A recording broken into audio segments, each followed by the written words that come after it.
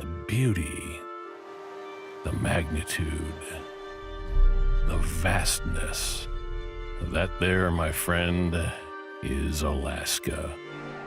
Indigenous people refer to it as the Great Land. And for every snowboarder, this is it. Great indeed. Today, we reach the summit of our journey, one that started in Jackson Hole, where we saw an all-mountain throwdown. And he stomps it. She's showing us that this is what the future looks like. We followed winter north along the Rocky Mountain Range and west of the Monashees to Baldface Valhalla, where we got to see what it takes to explore these lands. Yeah, Robin! It all went well. Now, 7 of the world's best riders earned their chance to claim victory, to be distinguished as the world's best full-spectrum snowboarder. Oh, what a rush. Will Youngblood take the reins? Damn, you are smoking us! Or will experience reign supreme? Friggin' sick, run. The journey ain't easy. But heck, easy isn't why we're here. Watch out, snow is super rippable. We find ourselves at the Tordrillo Mountain Lodge, looking up at a blank canvas where history will be written. Oh my God! This is the final stop of the Natural Selection Tour. And today, we crown champions.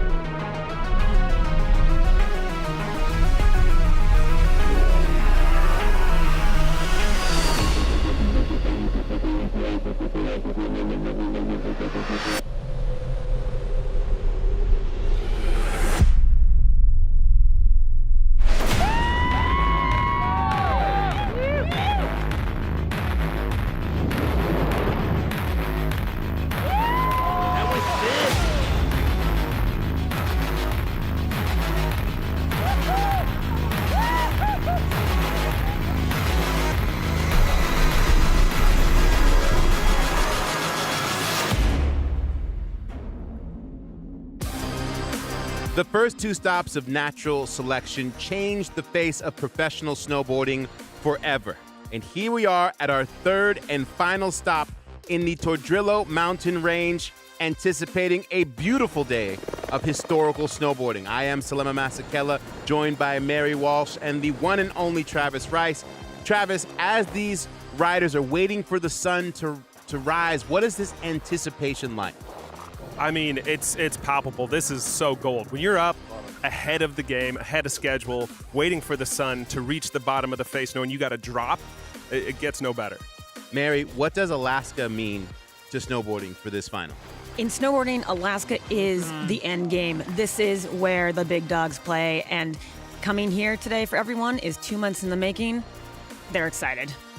We will check in with the 4th member of our team, T-Bird, for conditions. Thanks, guys. The atmosphere up here is incredible. It is a beautiful blue sky, zero wind, blower pow day, and we're about to get finals underway with 6 of the world's best. We started with 7 riders. 1 was eliminated in semifinals. Let's check out how that went down. Thanks, T-Bird. In the women's semifinals, look at that bracket. It was Hannah Beeman, Robin Van Gyn, and Zoe Sadowski-Sanat. Of note, you remember Jackson Hole stop 1, Robin Van Gyn going down to Zoe Sadowski-Sanat, who was a wild card, Mary. I mean, this is super exciting. All 3 of these women were in Jackson competing at that event, and to have them back together again in this kind of finals 3-person face-off is incredible. What's going to happen is very similar to Jackson Hole, where we are going to do a best run out of 3. Each woman will drop 3 times, have 3 opportunities to make it to finals. 2 women will advance. And it is worth noting that behind Robin and Zoe, the 3rd place spot was Marion Harity.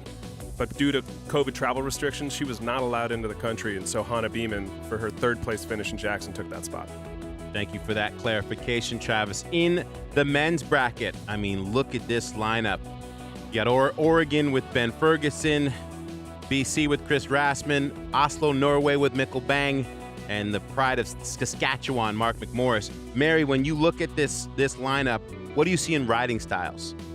This is wild and also, again, very exciting because you have in each bracket a kind of video part veteran, someone that has made their home in the backcountry in Rasmussen and Mikkel, versus a rider who has staked their claim in contests and now has transitioned into the backcountry and is really coming out as a powerhouse in McMorris and Ferguson. I think to simplify this, nobody is here due to luck. And that is the beauty of this natural selection format. You earn your way in from many different angles of snowboarding. Travis, take us through this Montrachet face here in the Tordrillos. Yeah, thanks. This is such a dynamic contest venue. Up to the right, riders are calling this area the parallelogram. Now, off the main start, you have what we call the pyramid. This is where the bulk of the riding took place. Looker's right, you see it's a little bit more freestyle and friendly, and as you skew to the left, it gets to way more complicated in freeride. And I want to point out this main gully. We will reference that. 3,800 feet at the top, 2,500 at the bottom, which means there's 1,300 feet for these riders to play as we again recap these semifinals. Ben Ferguson and Chris Rasmussen. Ben Ferguson, podiums in X Games, an Olympian, and Rasmussen known for legendary video parts. As we take a look at Ben Ferguson, what kind of snow were these riders playing with? As again, this is the first time they're hitting this face. Oh, well, definitely good enough for an effortless stomp here. And I want to point out, Ben is taking a more rider's right line down the face here. So believe it or not, it has not snowed for almost 3 weeks here. So this snow that they're riding is actually this dehydrated surface facets, not really like fresh pow. Ben Ferguson, just really one of those riders who has incredible board control that transfers somehow from a super pipe to a big old 40, 50 footer. Wow. That was massive. Look at his kick out. And just, you know, it's such a game of inches up here when you're looking for tranny to land on.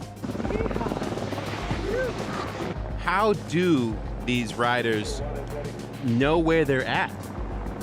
It's a great question. I mean, that literally is the game here. And, you know, as we watch, you know, Rasmussen taking a little bit more of a left line, I think he's going just left of that main gully in the center.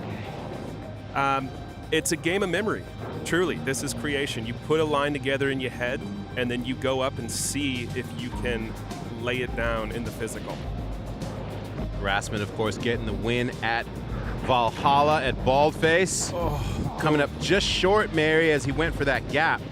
You know, interesting to know, too, that, you know, this is the second time that Rasmussen has been at Tordrillo Mountain Lodge. The first was obviously with you, Travis, when you guys were filming for Travel Pigs, but he didn't get to ride these lines. You know, the conditions necessitated that you guys ride lower, and you built a lot of jumps then. So he's back here, but for the first time, kind of. Yeah, Alaska is a different game, and Ben looks like he's taking the same line as he did for his first run. Got a little washed up in that landing, but I don't think it'll hurt him too bad. Again, this was a best of 3 runs in the semifinals.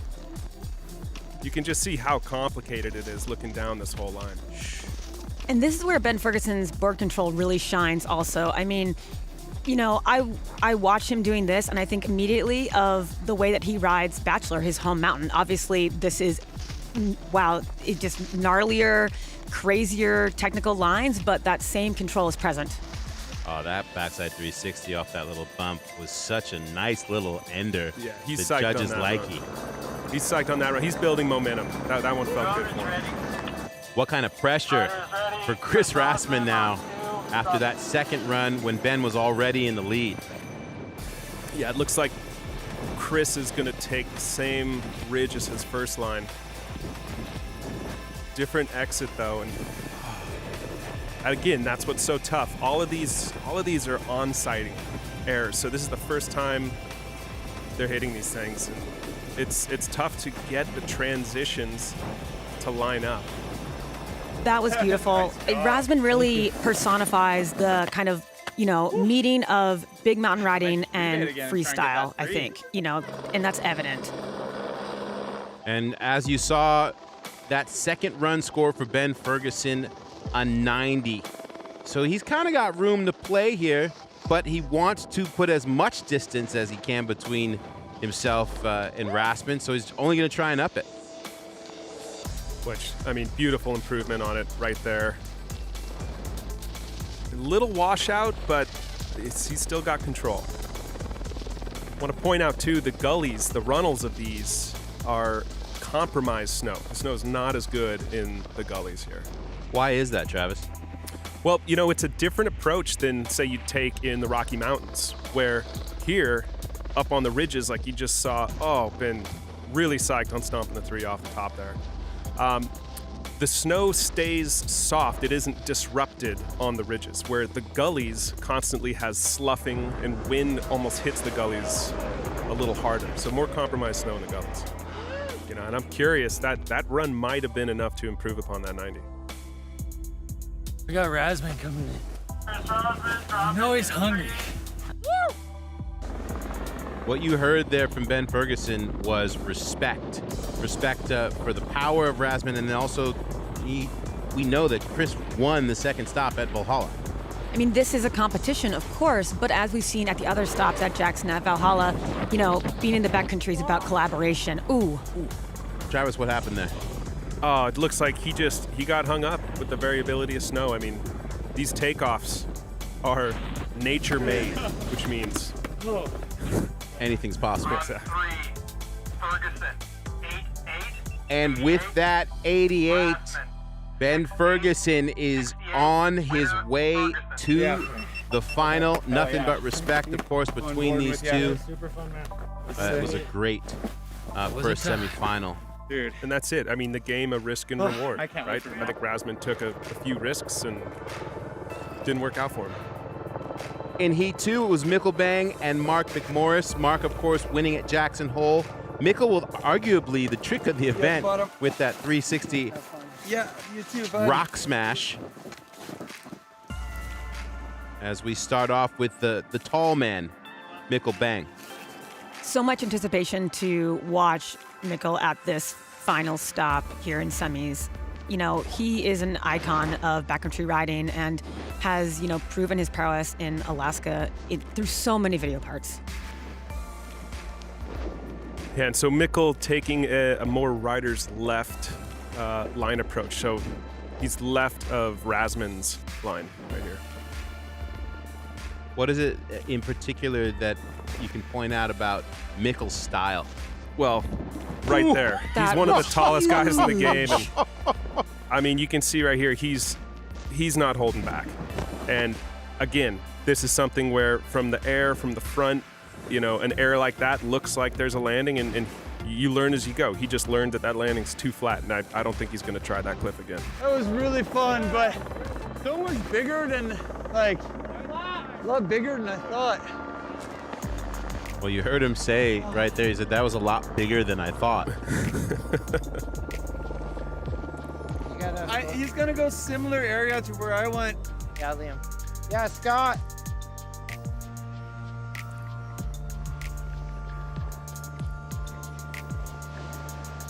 Yeah, so here in that, again, there's that main gully that we referenced, so he's going to be rider's left side of this pyramid venue. And you see, he's riding the spine down, where Mikkel was riding in the gully to the right. What does it take to navigate those spine sections that are so exposed with so little option on your left or right side? Just experience and full confidence. You cannot ride that stuff without total confidence. Oh, it gets a little hung up there. But, you see it from that beautiful follow drone angle. You can't see over that. So you have to know and be confident that what is on the other side, that you've done the homework.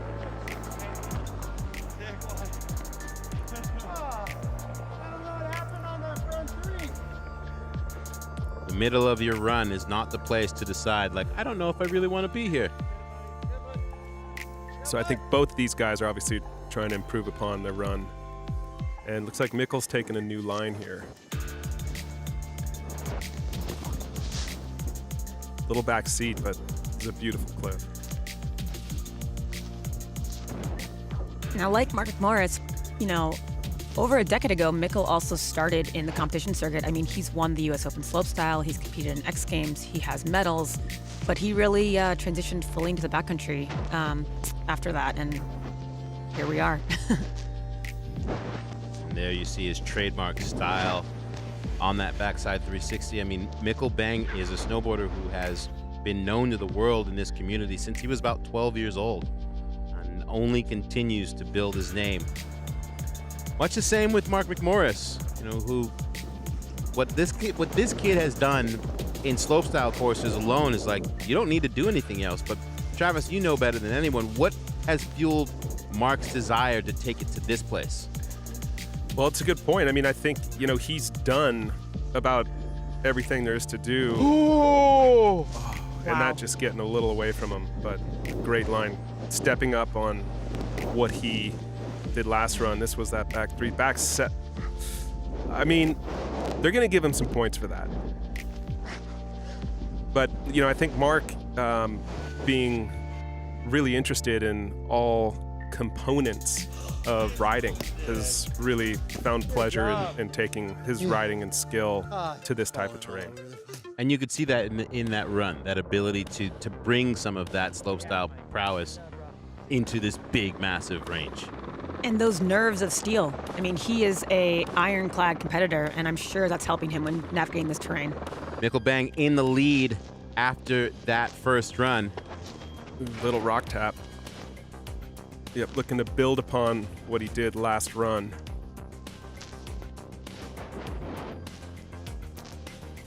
Is there a little bit more confidence in revisiting that same area where you began? 100%. Yeah, once you lay a line down, a new line, you have that knowledge in your head, and oftentimes that is what riders are trying to, build upon. Damn it. And yeah, it's interesting. I think Mikkel kind of left the door open. That one. Well, there you go. I mean, you could tell he got thrown off his line at the bottom, and that's frustrating because he knows I have to be as perfect as possible when I'm going up against Mark. Oh, and he smells blood right here. Yeah, you can never discount Mark. He will come through in the clutch. He is a last run competitor. Doesn't stop until it's over. That's interesting, him stopping and looking left right there. I think he might not be where he wants to be. I mean, and that's interesting too because, Travis, how much time did they have to kind of do recon to look at this before they dropped in? Only about 24 hours. They got to look, and this was where Rasmussen went, and oh my God. Wow, What? That was enormous. Oh. Talk about a double tap. Oh my God. I do not think that was intentional. No. Oh, I got lost. Wow. What am How I far did he bounce doing? there, Travis? I mean, I think he bounced a solid 50, 60 feet. I didn't go left enough. Yeah, hey? Oh, man.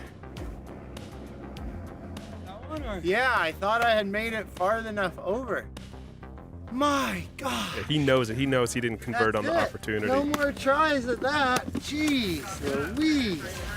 How'd it go for you, Meeks?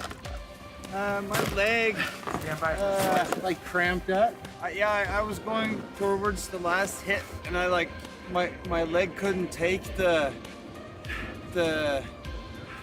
pressure, so I just did like a flail straight air.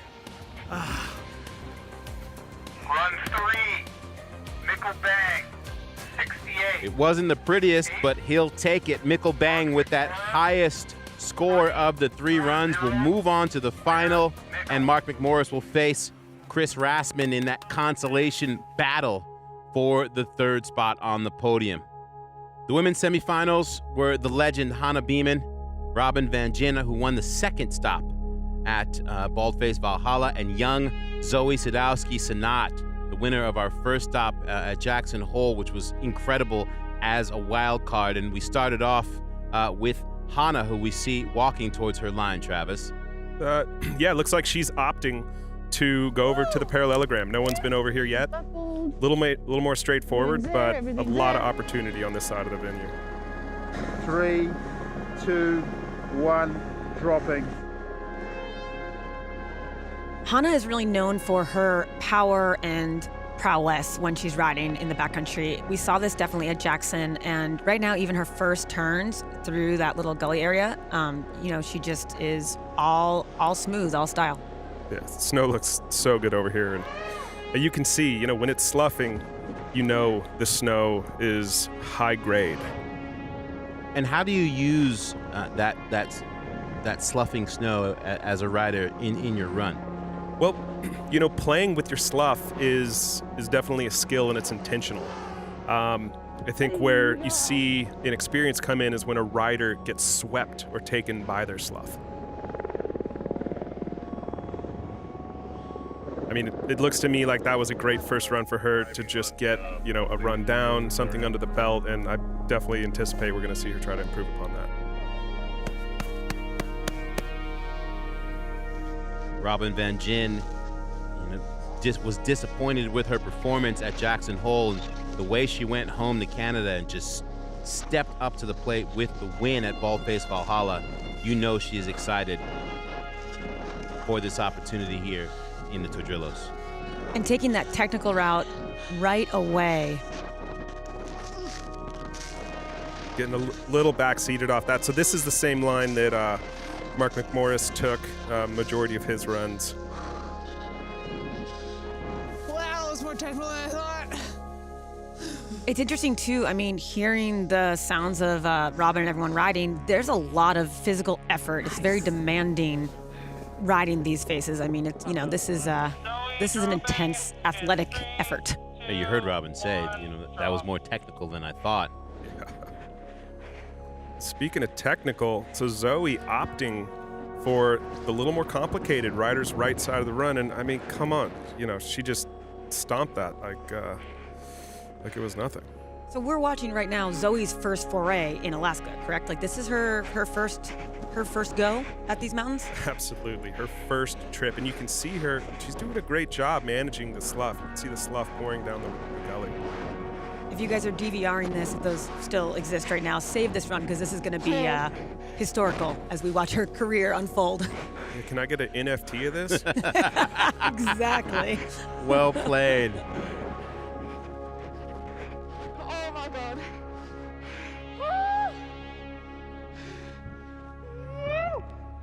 Incredible that this young woman could come to Tordrillo Mountain Lodge fresh off of a win in slopestyle at the World Championships and put down that first run, first place with an 88.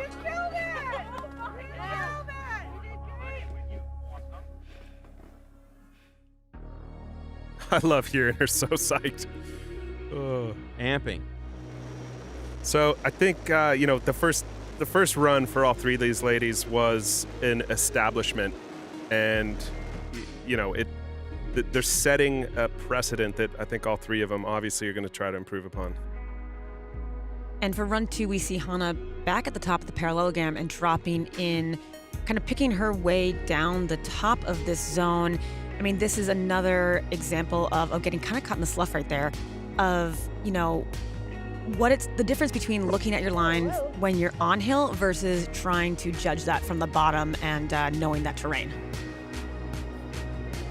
You heard that rock tap underneath the snow there at the top. Travis, what did you think of this approach?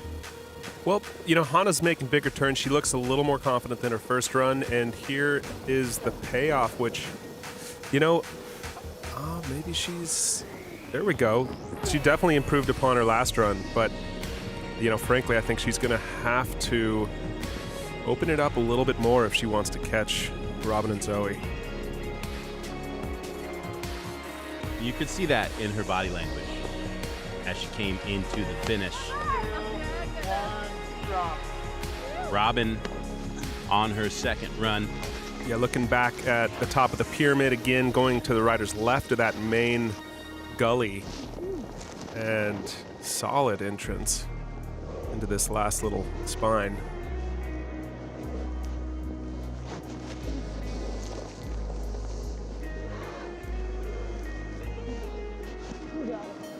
Travis, you spent a lot of time riding with Robin when you guys were filming for Depth Perception. And, one thing that always impresses me is, awesome method, is that, she always is kind of really pushing herself, it looks like.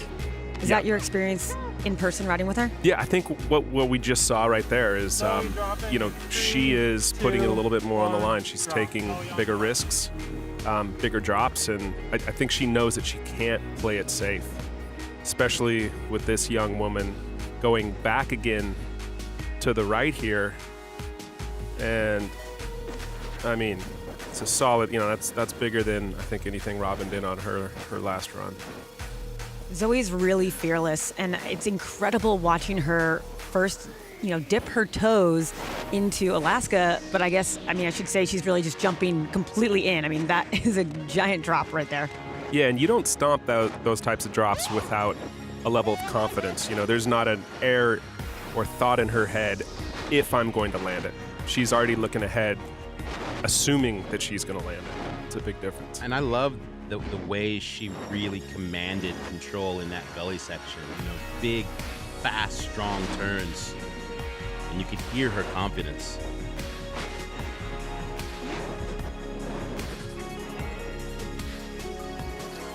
Yeah, and, it's little moves like that. Like, that is what is going to up her score.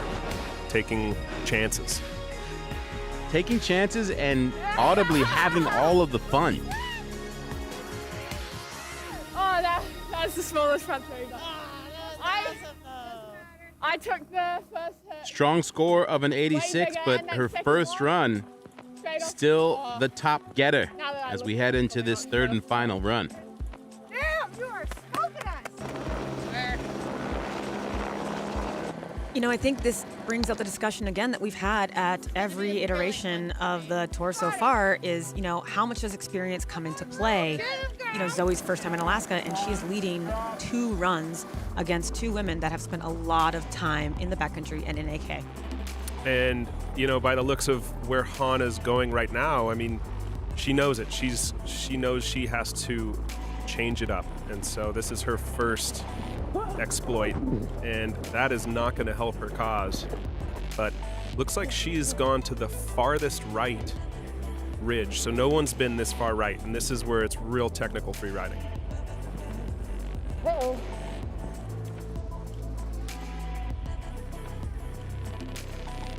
It's so interesting, comparing this to a video part, like getting to see that moment of her taking a beat to look at where she's going. I mean, this is something that we don't ever get to see as viewers. Yeah, and this approach, I mean, it's slow and technical, but does this route finding have fireworks? Is there a reason for it? Muscles that landing, and then she came in here with this gorgeous backside hack. What is that mental state when you are trying to pick a line in such a critical area? I think it really comes down to how well do you have the route in your head. And, to be honest, I think Hannah was not totally comfortable where she was. She was taking time to onside and look where she was going. And that's going to not help her score. And you see the contrast in styles in real time in this last run with Robin. Just a little bit more surety in direction and where she's going.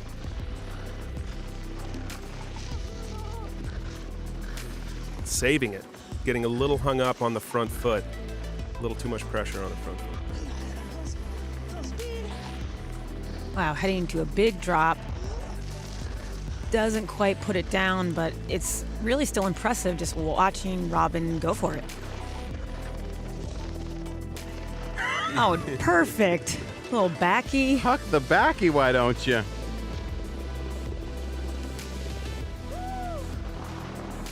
She's going to be psyched to end it on a positive note, but I don't think she's going to love that run. Did Hannah perhaps have enough to overtake Robin? She had a solid cliff at the bottom. Cliff to turn combo was real nice, but I mean, Zoe's sitting pretty. I mean, I think she's going to try to improve upon, what she's done. She's taken the same line as before, and Oh my God! Stomps. Just the upstart from Down Under. Can Down Under apply to New Zealand? And coming into that backside three on the toes. Yes. And I love the mics. You know, you could hear her psyching herself up for it. I mean, this is crazy. Watching her ride, like, this is her first time here. I know I keep saying that, but we cannot dismiss the fact with how kind of much she's charging, despite the fact that this is not terrain that she's familiar with at all. Yeah, I mean, she's a New Zealander, so, you know, there is some incredible terrain in New Zealand. There's a lot of incredible backcountry in New Zealand, being a small island and so coastal. You know, we sometimes refer to it when it does have good conditions as Little Alaska. That explains things a little bit then. Yeah, it still doesn't fully prepare you for just the grandioseness of the scale up here. Everything is bigger than you think it is.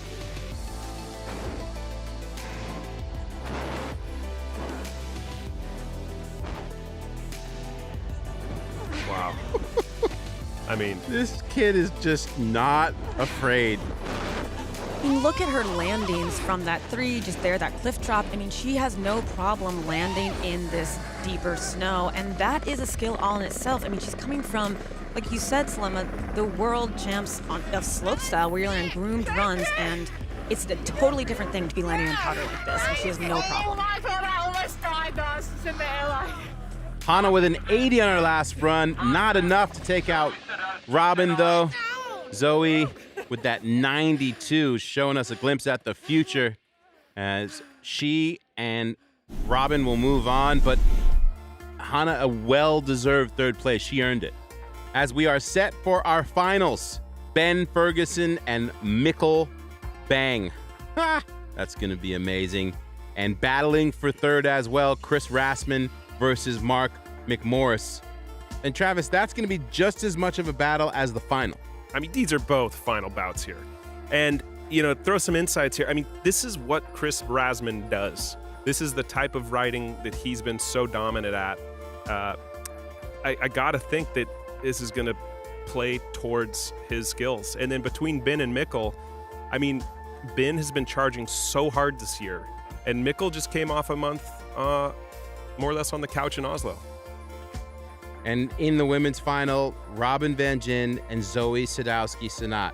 Literally like backcountry queen in Robin Van Gyn and Zoe Sadowski-Synnott, who's announced this year, I am here to play. And we are coming full circle completely all the way back to the first stop at Jackson Hole when these two went head-to-head in the very first round, and Robin was knocked off by the young up-and-comer from New Zealand. So here it's like, what's going to play out? It could go either way with these two women.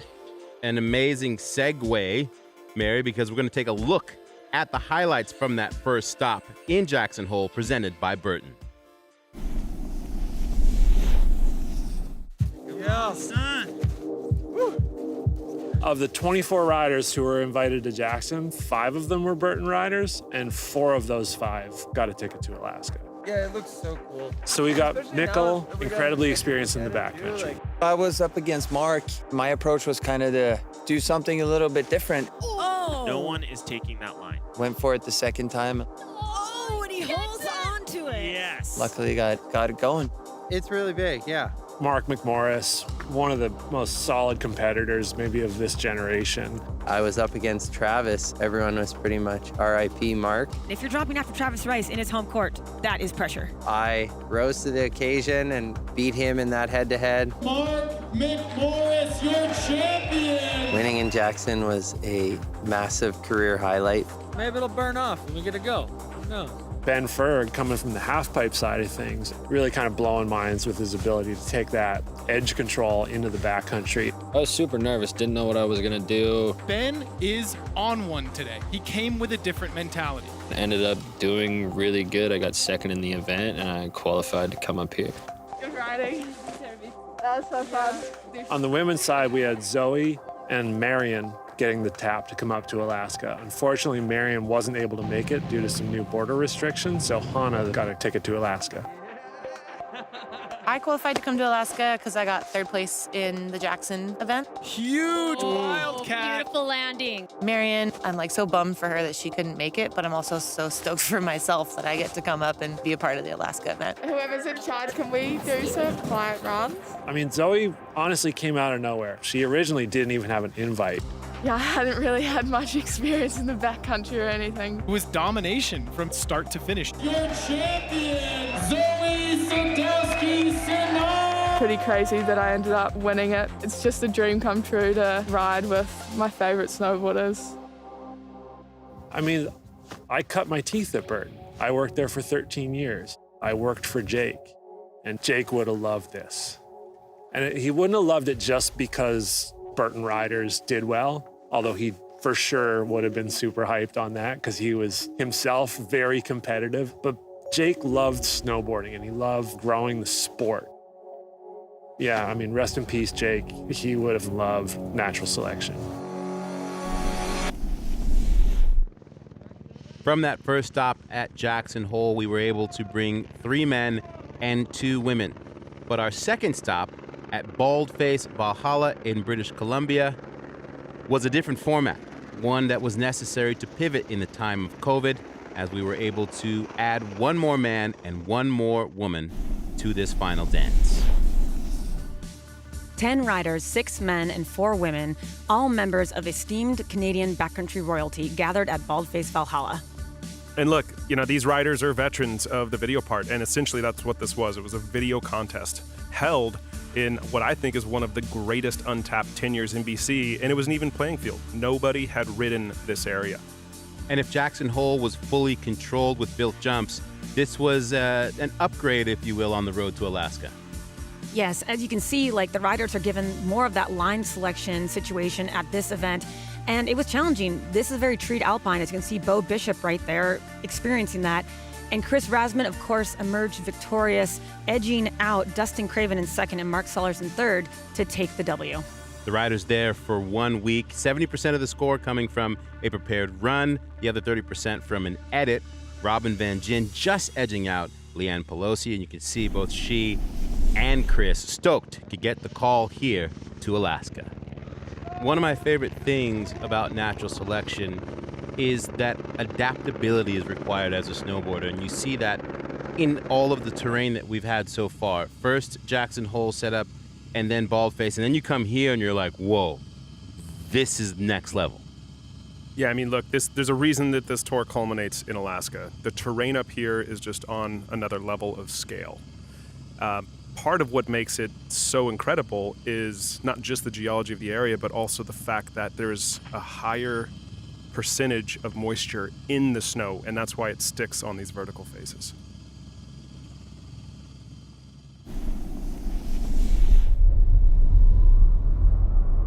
Alaska, the last frontier,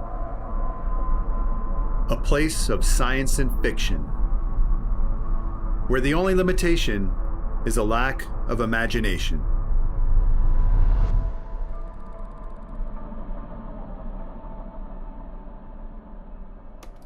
"60 million years ago, this area was an ancient seafloor.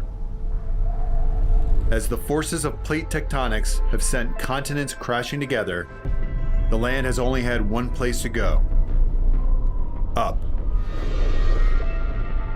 Here in Alaska, the boundary between the Pacific Plate and the North American Plate is the driving force behind both the Aleutian Island chain and a majority of the state's largest mountain ranges.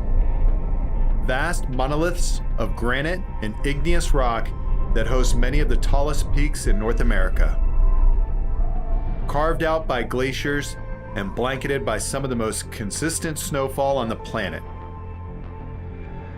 Nestled in the heart of this vast wilderness is the one and only Tordrillo Mountain Lodge. A short flight from here leads to the legendary range from which the lodge takes its name. Boasting over 1.2 million acres of rideable terrain, the Tordrillos are by any standard as good as it gets. The range is a primary beneficiary of a phenomenon known as the Pacific Decadal Oscillation, a semi-permanent low-pressure system called the Aleutian Low collides with the polar jet stream and creates a recurring pattern of climate variability. In simpler terms, it means the Tordrillos are constantly bombarded by storms and receive over 600 inches of snow annually. An infinite amount of converging factors make Alaska the most challenging and rewarding location on the planet to push the limits of snowboarding. A billion years of geological history is compressed into decisions made by the millisecond. While timeless and unchangeable forces have all led to the present, it is the actions we take in this moment that shape the future.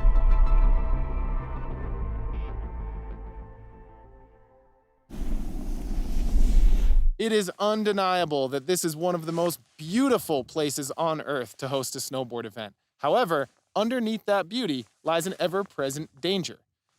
Luckily, all of our riders are covered by spot insurance were anything to happen, and every single precaution is being taken in order to host natural selection safely. Check out this short clip that explains all of the precautions that are being taken to put on this event safely, presented by Backcountry. Being a backcountry snowboarder, obviously a huge part of your success is safety and teamwork and everyone in your crew being on it. When you're dealing with Alaska, it's a whole different level of exposure. If you fall, you're falling like way longer than you would fall anywhere else. Everything is supersized in Alaska. There are precautions that need to be taken that aren't like anywhere else in the world.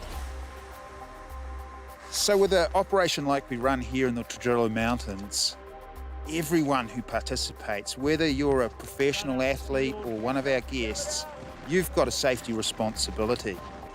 The key response in any avalanche event is peer rescue. The people around you are the ones that are going to save your ass. Obviously, all guests and competitors are prepared with the equipment that they need to respond to any emergency. Probe and shovel, transceiver, obviously.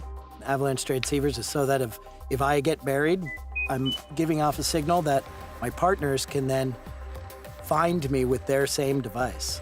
The first main thing that would be different from something I would regularly use in BC is a harness. You cannot go heli snowboarding in Alaska without a harness. In the unlikely event of someone falling through a bergschrund or a crevasse, we've got a really easy, quick response for those people. Having that harness on just takes out a whole sort of time element that you might otherwise have. And we add to that a mandatory requirement that everyone wears an avalanche airbag of some kind. The ARVA vest that we provided for all the riders, obviously a little different than the vests that they rode in BC and AK, a little more functional, full airbag built into the vest. An avalanche airbag is essentially a balloon that pops out of your backpack when you pull a trigger. The airbag makes you bigger than all the chunks around you. It also protects your head and your neck. That greater surface area, one, it does keep you on top of the avalanche debris. And secondly, it provides a bigger target area in a search so that you've got a greater chance of being found. As amazing as airbags are at saving lives, the idea is you never want to have to use them. You still need to apply your same rules. You still need to dig pits. You still need to do snow checks. For natural selection, for example, we completed both slope testing with snow pits and profiles. We're looking for weak layers. Weak layers are usually formed during dry periods. So you're looking for these layers in the snowpack that could fail when you put a person on them or when they hit the right spot. As we came into the final sort of event window, we were really lucky to be facing some well-settled snow that was adhering well on steeper slopes. The one thing, though, that we are dealing with, because it's Alaska and it's steep terrain, is loose dry or slough. Like, as a rider, you have to be aware that every time you turn, you're kicking loose snow down the mountain. And if you cut back under that snow or get too much of it moving, even though it's not an avalanche, it'll still take you out. Are you good? Give us a hands up. There's a lot more that can go wrong up here, but if it's done right and the safety is at that next level, like they have here at Tordrillo Mountain Lodge, the reward is tenfold. It's just the most incredible snowboarding experience that you can have.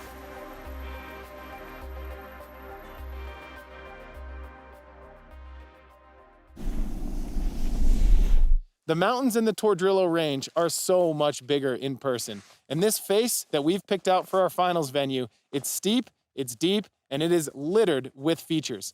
We want you to see exactly what it's like to rip this face for yourself. Check out our GoPro course preview. Thank you, Tom. Travis, what makes this particular face special for this final? Well, you know, this is a incredible venue, as you can see how contained it is. Also, the variability of these big ridges, spines that roll down, they give so many different opportunities and different ways of riding. As you see, it kind of funnels into this main prominent ridge here. And if you see those heli skid marks right there on that piece, I mean, just to give you some perspective, guides landed on that thinking that that was too big of a cliff for a rider to actually drop. And, you know, going into this event, I mean, we've spent years identifying the best venues in this area. We have 5 or 6 of them. And while this venue isn't my favorite finals venue, I think that this year conditions just pointed us right into this face. You can see how good it looks and how well it's formed up this year. It is a beautiful finals day in the Tordrillo Mountain Lodge neighborhood. Blue skies, 11 degrees. Travis, what do these numbers mean to you on a day like today? I mean, honestly, it's prime conditions. 78% humidity because of the proximity to the ocean. Simply put, I would call these conditions bluebird, or in the terminology of my late dear friend Greg Harms, splitter. The men are up first for finals today, and we have 2 head-to-head matchups with 4 riders, a finals bracket and a consolation bracket. 3 runs per rider, highest score wins each heat. And with third place decided with the women, it is just one battle. Best of 3 runs. Hoping to see some scores knocking on the door of that 100 range. For those of you that watched us in Jackson, the judging criteria will be the same for today's finals, and Dave is back. Difficulty, amplitude, variety, and execution. We are looking for the full appraisal of each run. We want to see how the riders go from top to bottom, all in all. To simplify it, the best snowboarding will take the day. It is go time here in the Sunrise as we're about to see first tracks on this DFC face. 2 Canadians, Chris Rassman versus Mark McMorris, battling for that 3rd spot. And with Chris Rassman, you have a veteran of the Whistler backcountry, but even for him, with all this experience, this Alaskan terrain presents a uniquely intimidating challenge. I still have definitely not mastered mentally preparing for riding in Alaska. When we first got to fly over Montrachet and DFC, and it's like, okay, this is pretty sick. Some playful hits from the heli. And then we got set off on the Barbie angle and we were looking straight across. And I was like, okay, it's bad boy shit. Here we go. These lines are big. This place is just beautifully frightening, to be honest. I've dedicated my entire life to backcountry snowboarding. Seeing a bit of the spotlight get taken off of slopestyle, halfpipe, and Olympics, and getting Sean onto the genre that I chose is really special to me. And I want to see this tour succeed, and I hope I can be competing in it for years to come. 2021 natural selection. Rassman, the guinea pig. It is no small task to drop first and set the pace, set the tone. Drop. Oh, look at the light. Few better to drop in first than Chris Rassman. God, the conditions look stellar. Gorgeous backside 360 to start things off, and you just see right off the bat that speed and power that Rassman is known for. This may be a far cry from BC, but watching Rassman ride here, he is in his element. He is definitely combining the fluidity of these turns and terrain navigation with his penchant for freestyle. Like, it's uncanny with him. Yes. Wow. And I mean, that drop alone, like, that's veteran status, knowing exactly where the hazards are.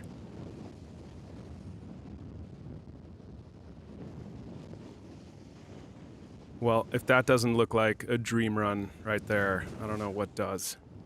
Talk about a breakfast run as you see the sun coming up over the range and Rasmussen letting it fly with joy, just pointing it down to the bottom. That is a joy-filled straight line right there.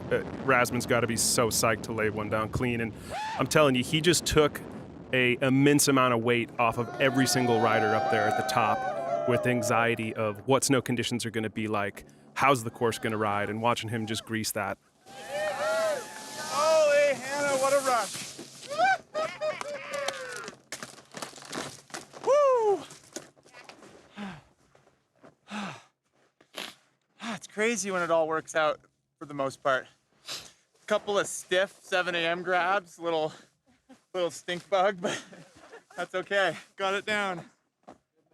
I can get something smoother next time. We got a radio comms for riders. I can talk to them. First one down and already wanting to talk to his peers up at top. Thank you. You know, he's probably, I would think, going to give them an update on conditions since he was the first to touch snow. It's that camaraderie that makes this so unique. That was fun. Snow is super rippable. It's still a little bit variable, but I would say like more than twice as good as the semifinals day. The POW is good. There's really not any slough moving, at least where I rode, which is awesome. Watch out as you get 3/4 down the run. The slough runnels get a little bumpy, but they still have soft snow on top. So just keep the tips up and you'll be good to go. Have fun. Thanks, Chris. That was awesome. Thank you. While we are looking to crown winners here today, everyone getting home safely, that is the big win, and Rasmussen playing his part for his fellow competitors. Mark McMorris, he is comfortable in a park, but what's his mindset standing on the ridgeline here in Alaska? Alaska is just a lot grander than most places you ride. You're not going to touch the slope you're going to compete on. You can only look and take photos and study as best you can. A real challenge, I've come to find. It's absolutely unbelievable, and this is the holy grail of big mountain snowboarding. What's going to get rewarded is smooth riding and staying on your feet. Not necessarily going for the most technical things all the time, but riding the course smooth and having good flow and creativity. That's what I'd like to bring to AK, and that's always kind of the case. I just want to ride smooth and have good style and make it look effortless. Come on, Sparky. Yeah, I mean, he hits the nail right on the head. You know, it's about visualization. But the bonus component is, you know, you put a line together in your head, and it never goes perfect. It's about how these riders adapt to the changes and things that don't go perfect. That's really what I think is going to crown the winner of this event. I love that perspective. It's like you can have a plan, but the mountain doesn't really care about your plan.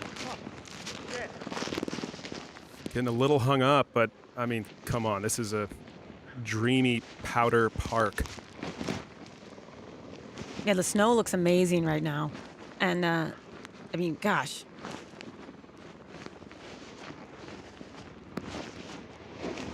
Oh, straight double steps that. Again, you see, it's really good snow conditions, but it is variable. And I think you're seeing the same thing here as you did in the semis day, where, you know, conditions are really good on the ridges, and down in the lower areas where there's been sloughs, it's disrupted the surface snow. Travis, that's that feature you pointed out during the wow. That was a no-fly zone, correct? Exactly. I love that he saw the heli skids is like, yeah, I'm going to use that to punt off of. I mean, to the moon. That's classic Alaska. You know, you think something is a certain size, you go off of it. There's no trees to give you any type of perspective. And I mean, that was a massive, massive drop. It is that best run of 3. So for Rasmussen and McMorris, got the morning wiggles out of the way. At first glance, who are you giving that first run to? I mean, Rasmussen just completely greased his run. He's psyched. I know that he's got more in the tank. So he's really building off some momentum. You know, Sparky here, after that massive freaking air, I think he's probably going to recalibrate a little bit on his next line. Yeah, lay back. Well, let's have a recap of these first runs. Drop. Chris Rasmussen, he said a couple of stiff 7 a.m. grabs, Mary. Yeah, you know, judging by watching though, I wouldn't tell that he wasn't fully ready to drop in. He opened up the course so nicely. Gosh, looking at that POV angle just really gives me the jitters. Beautiful run by Chris Rasmussen. Yeah, he's on point. I mean, when you see riders hit tranny and it doesn't even look like they have to, you know, take an impact, that's mastery. Rasmussen really making the man boys proud, and of course, fellow Canadian Mark McMorris. I mean, making it look kind of easy up the top right here, and then he went for this no-fly massive cliff.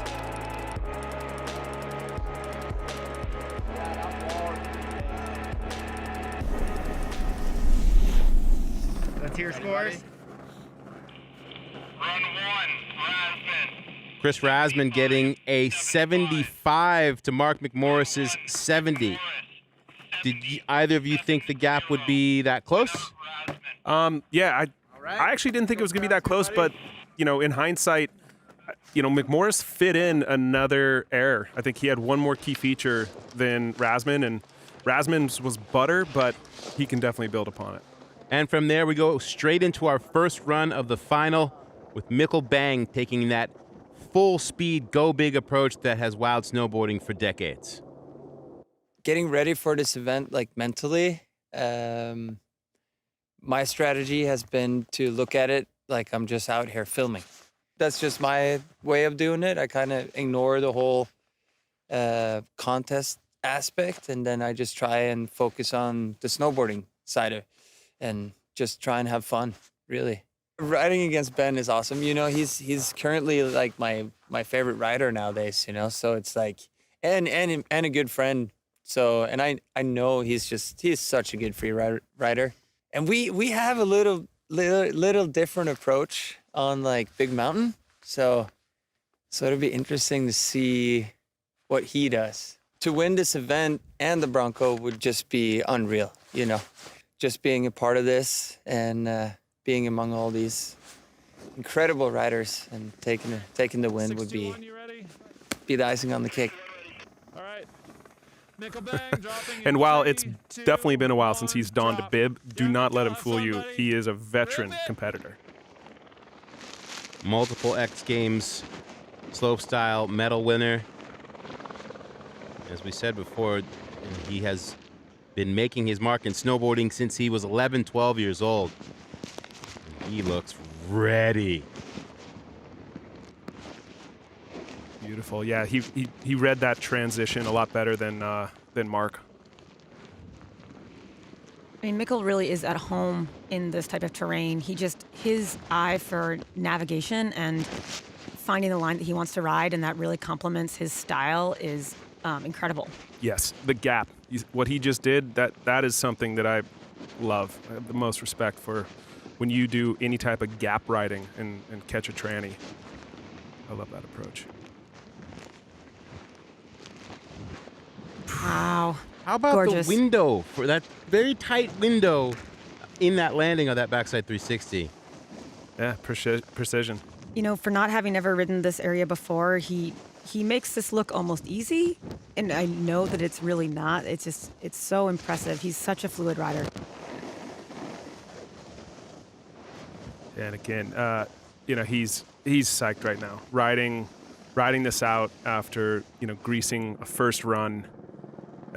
I think that's really where, you know, competitors feel the freedom to start to build upon each run. And it is most snowboarders' dream to be able to ride that gorgeously in their regular stance, let alone deciding to come in switch because your back leg is sore.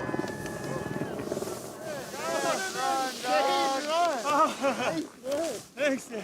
And everyone is so stoked at the bottom. Thanks, guys. I'm so stoked sitting here. So many years going into this, and Leg burner. these guys getting the conditions they have right now. Yeah, eh?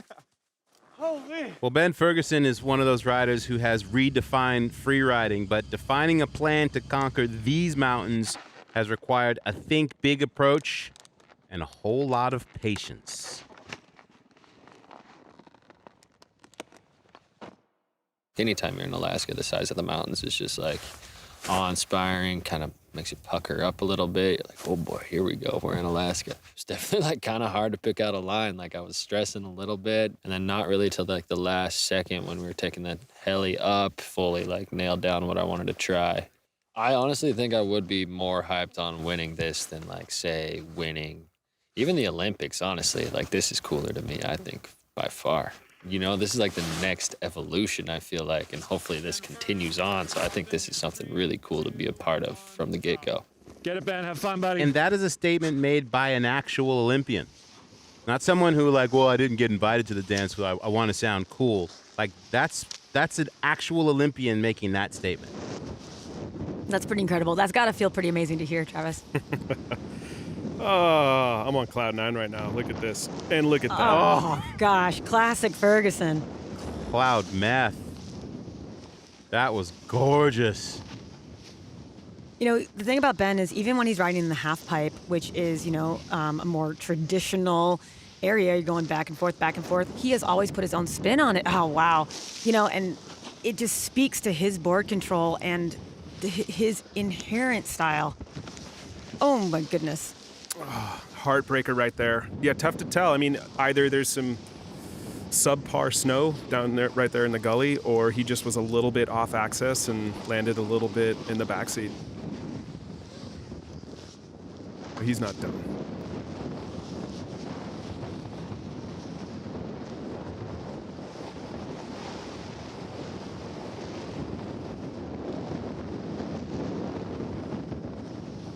Yeah, he is a man who knows how to turn his snowboard.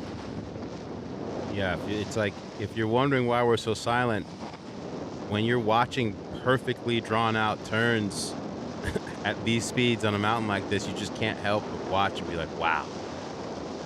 It's a thing of beauty. Yeah, and it's a beauty of this format. You know, best of 3 runs. So he's definitely going to take the momentum he had up top and bring it to his second run. Nice job, doggy. Woo. Sick message, dude. Hell yeah, Ben. Yes, sir. Mutual Admiration Festival of 4 as we head into the Yeti recap. Mikkel Bang, he was feeling it right from the get-go.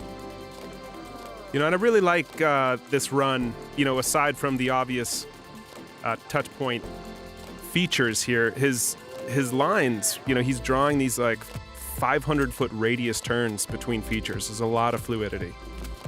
This is a veteran take on this slope. I mean, it's like I said before, he looks really at home. And of course, Ben dropping in and ready to put it all out on the table as well, and coming out with that classic Ferguson rudder arm and a beautiful method. Yeah, let's see that again. Yeah, the manner in which he just attacked the top half of the course. Catch and tranny. That's what I like to see. I think he was just a little off axis on that. Snow still looked pretty good. Well, this first run is definitely Mikkel's. It's just a matter of the number, which is an 80. And Ben Ferguson's got some work to do. You know, that is significant daylight between the two riders. Mikkel's got to feel pretty good about that, of course, owing to Ben's fall. But I think additionally, the way that Mikkel rode the face and kind of really utilized the terrain, I'm sure, you know, worked up his score a bit. And you see Ben just looking right up top and taking pictures for what he would like to do in that second run. Snowboarding's core brands have been crucial to helping us reach the heights of this sport and where we're seeing it today at Natural Selection.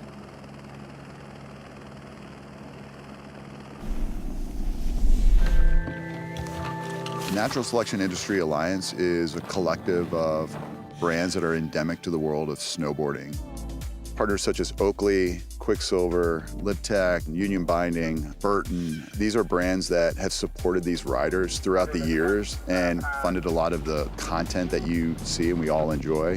And so we really wanted to create this platform that would engage these brands, highlighting them on the broadcast, really recognize them as, how important they are to the industry and supporting this tour.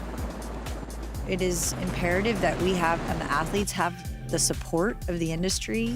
We really felt like the best way for us to do that was to create value, and it's part of our value system at Natural Selection to make sure that there is always a place for the industry and industry-based core brands to participate and hopefully benefit from what we're doing on a broader platform.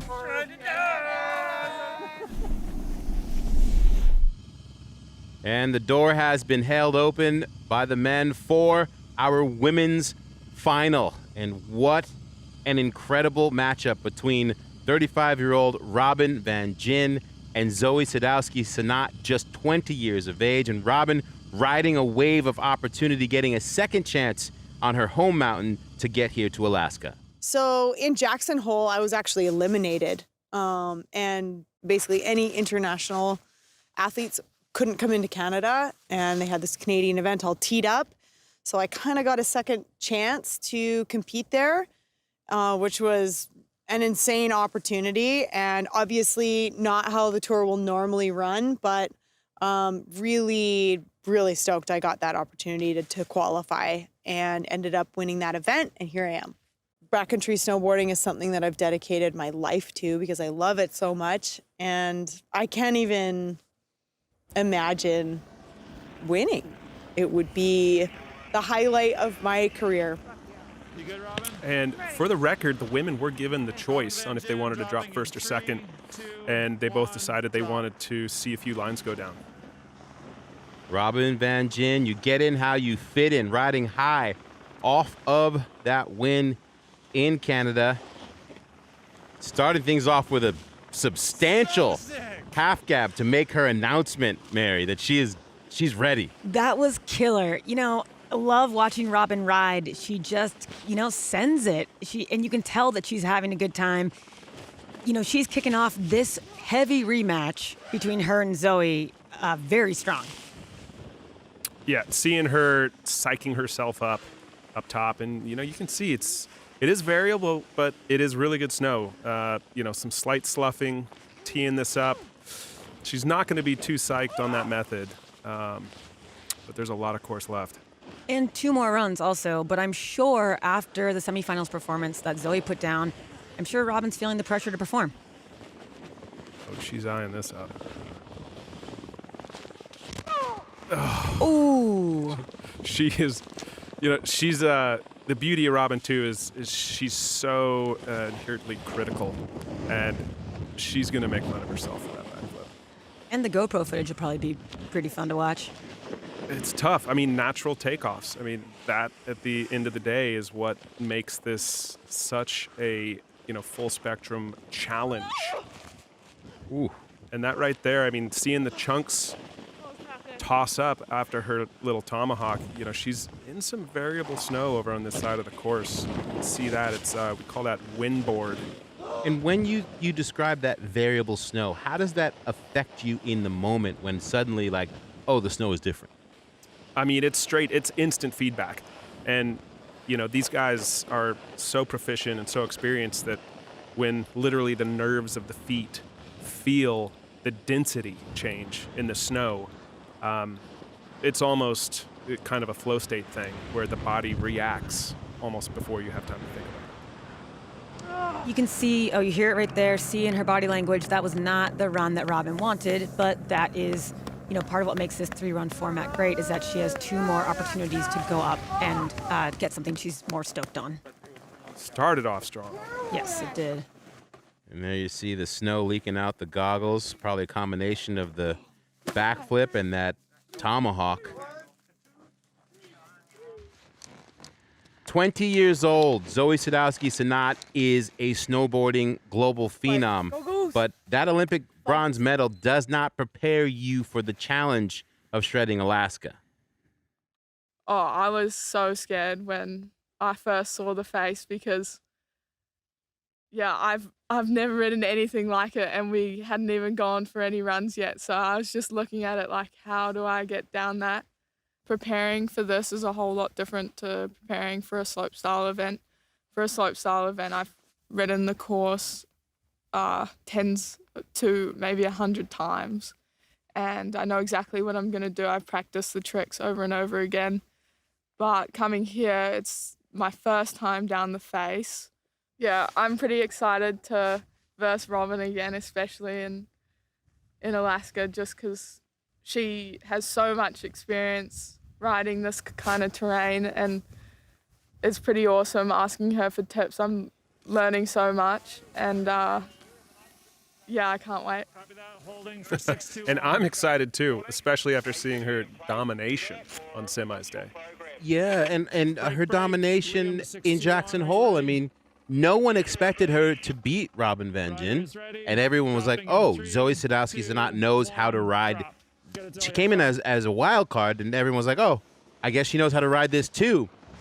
And now here we are in Alaska. Probably some nerves there on that entry, but this is exciting because essentially she's going against Robin in her home turf. Totally. And I think if there's someone that can rise to that challenge and rise to that occasion, it is Zoe. I mean, she's one of the most exciting riders to watch, you know, based on this experience in natural selection this year.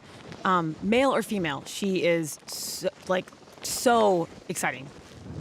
And, you know, watching her take this line down, she definitely has ridden over some compromised snow conditions. You see those rugged, kind of wind-blown areas. You know, you can assume that the snow's not going to be that good, but catching Tranny, she's finding flow. Perfect touchdown right there.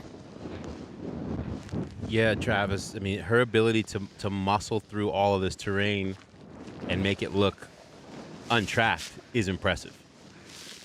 Yeah, beautiful little tail clutch.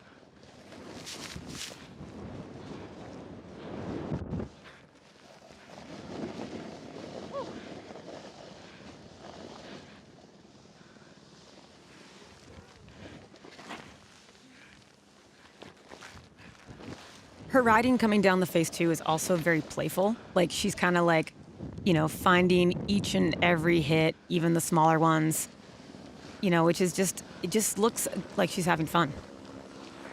Yeah, she's magnetically drawn to features, and I appreciate it. I appreciate that about her riding. Great way to put it. Well, you heard Mikkel Bang earlier complaining about the leg burn. And I'm just going to assume that maybe Zoe's got a little advantage at 20. Maybe the leg burn doesn't come in to play due to youth. I mean, she looks psyched, you know, the bobble up top, but all in all, that was a pretty good run.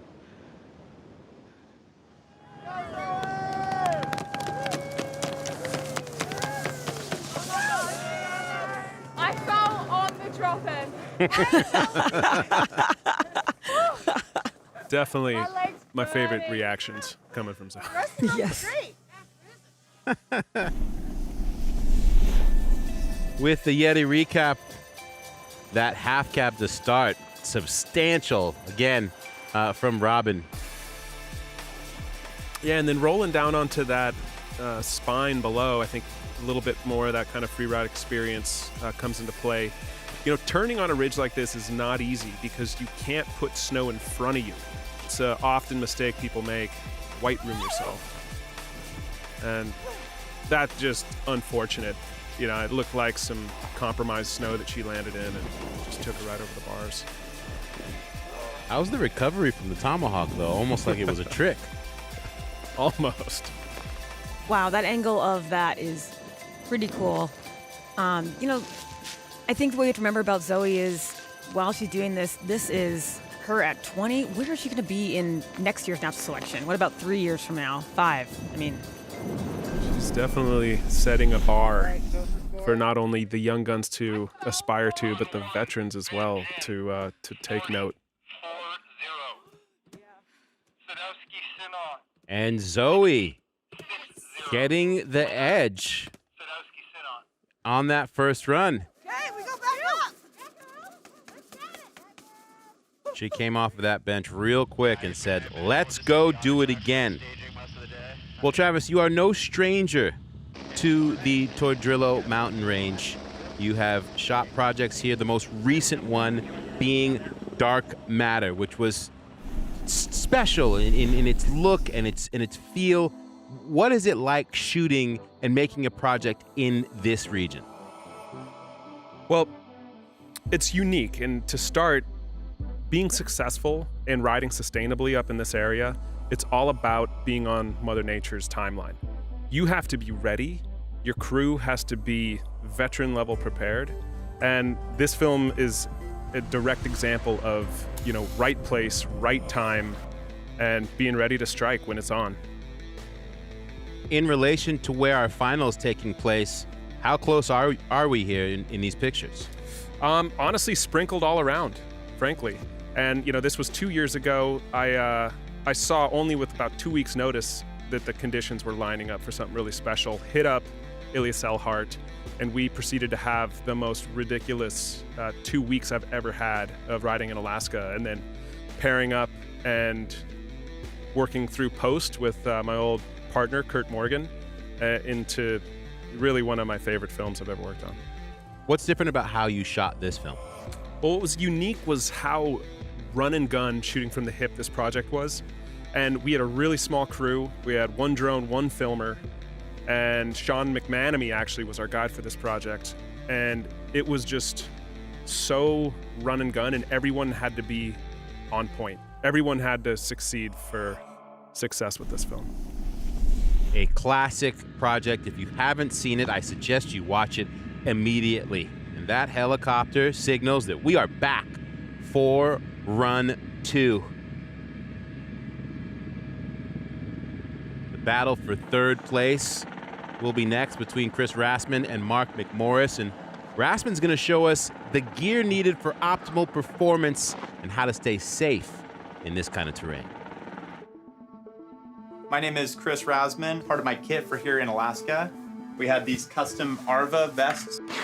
That is an absolute must if you're riding Alaska. These are the POW Stealth Trigger Mitts. Out here in Alaska, you want to have quick access to your transceiver. You want to be able to flip that thing into search mode without having to take your gloves off. This is the Rip Curl backcountry jacket and the Rip Curl bib pant. We eliminated the pit vents. They're right there. The Rasman Raider from Spy Optics. Flux Bindings XFs. These bindings have a pretty stiff base plate, but a lot of flex in the high back so you don't sacrifice style and you can still tweak your grabs. Lib Technologies T-Rice Pro. It's not too stiff, but it's got a lot of good rebound and snap when you need it. So it's still playful, you can still butter it, but it's got great pop and it'll stomp you through chundry landings and sloughy runouts. One of my favorite words in snowboarding, chundry. Yep. Chundry. Rosman drop. I might add. 3, 2, 1. Really appreciate drop. the snowboard choice. Rosman on course. Oh, cheeky monkey. Look at that. Miller flipping his way into this. Definitely stepping it up. Would you say that Chris is feeling comfortable? It looks like such. Oh. Jinxed him just a tad there. Like you said, chundry. That's what he got into right there. I don't think that's going to affect his score too much, though. Little Crail, hey, how you doing? And looks like he wants a rebate on this blind roller hip with treacherous hazards on all sides. Ooh. Oh, wow. I love the drone perspective. It's crazy. Squeaking through that landing. Just getting to see how tight that little window is. I thought for sure he was going to catch tail on that rock. I know exactly what he's thinking right here. I should have gone faster. I would say that's probably the most common after effect in hindsight of riding and filming in Alaska.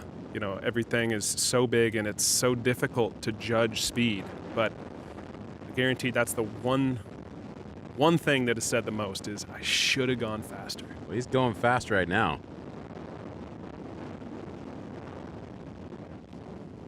just tracking straight for the bottom.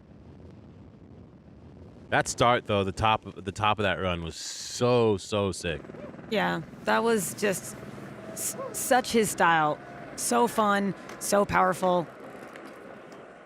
And again, this is a game of how safe do you want to play it, and risk is rewarded. Miller flip off the top shelf was scary.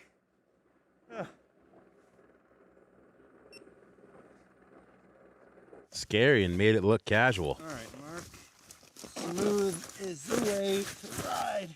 And if you're Mark McMorris and you saw that that's how Razman kicked things off, what's the headspace? I mean, Razman literally did that in Mark's face, right in front of him. Yeah, you can start counting me in. But Mark is McMorris dropping as his in brother 3, Craig always calls 2, him, the closer. 1, drop. Yeah, if there's someone you don't want to leave a window open for or anything, it's this guy. Yeah, or make just a little, just make him a little angry. Yeah. One of the nicest guys in snowboarding, but don't bum him out if you're competing against him. Yes, there we go. Wow. That's beautiful. That rhythm section, I love it. The cliff drop into the double cross-court air.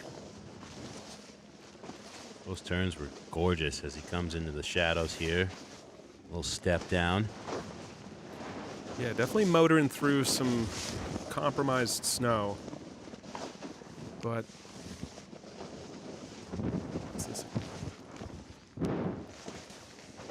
Stomped. There we go. Maybe not quite as juicy as his first one, but it looks like he heading wants back this to the again. scene of the crime. Oh my! Oh wow! Oh Stomps the my shit out of God! That was nuts. Oh my God! And you saw, he just said, okay, I just got to pull up on the speed just a hair so I don't land out in the flats. He took that landing. That landing was not given. He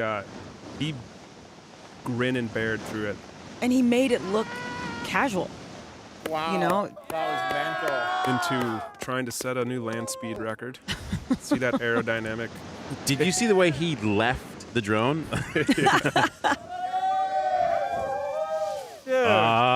This is what we came for. That was incredible. That is Mark Fatty to at his flatty, finest, I think, when he's getting to kind of Yeah. throw a little improv in there. I mean, it's just beautiful to watch him navigate terrain.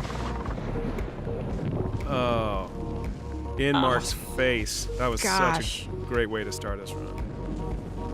Gets the melon, throws the crail.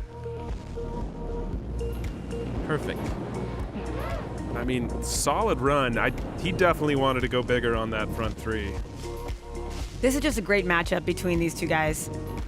And then, unfortunate him washing out on that little sunbake right there, but And then Mark, of course, going to answer back. You got this Miller flip? Well, I'm going to go drop that giant hit at the bottom again. Yeah, Mark. I love that he came back to this thing. Stomps it. Wow.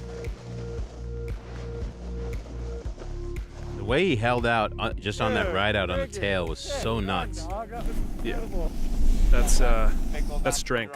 Oh, yeah. Oh, this is going to be an interesting call in this second run. Run 2, Rasman. Woohoo! 68, McMorris. Run 2. 88 Nice. Wow. for McMorris Oh, yeah. to Rasman 68. We love it. All right. 1 and 1. Down, 1 to go. Putting the pressure on the old guy.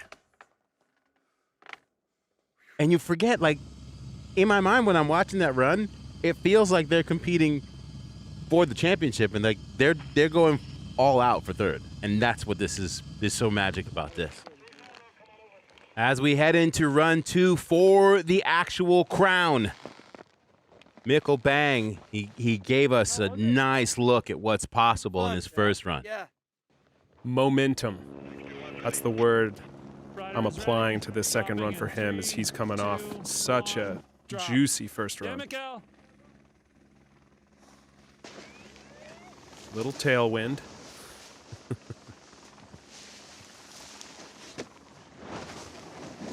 And this, I mean, look, that is literally a 500 to 600 foot drawn out arc. Ooh. Wow. Stunning.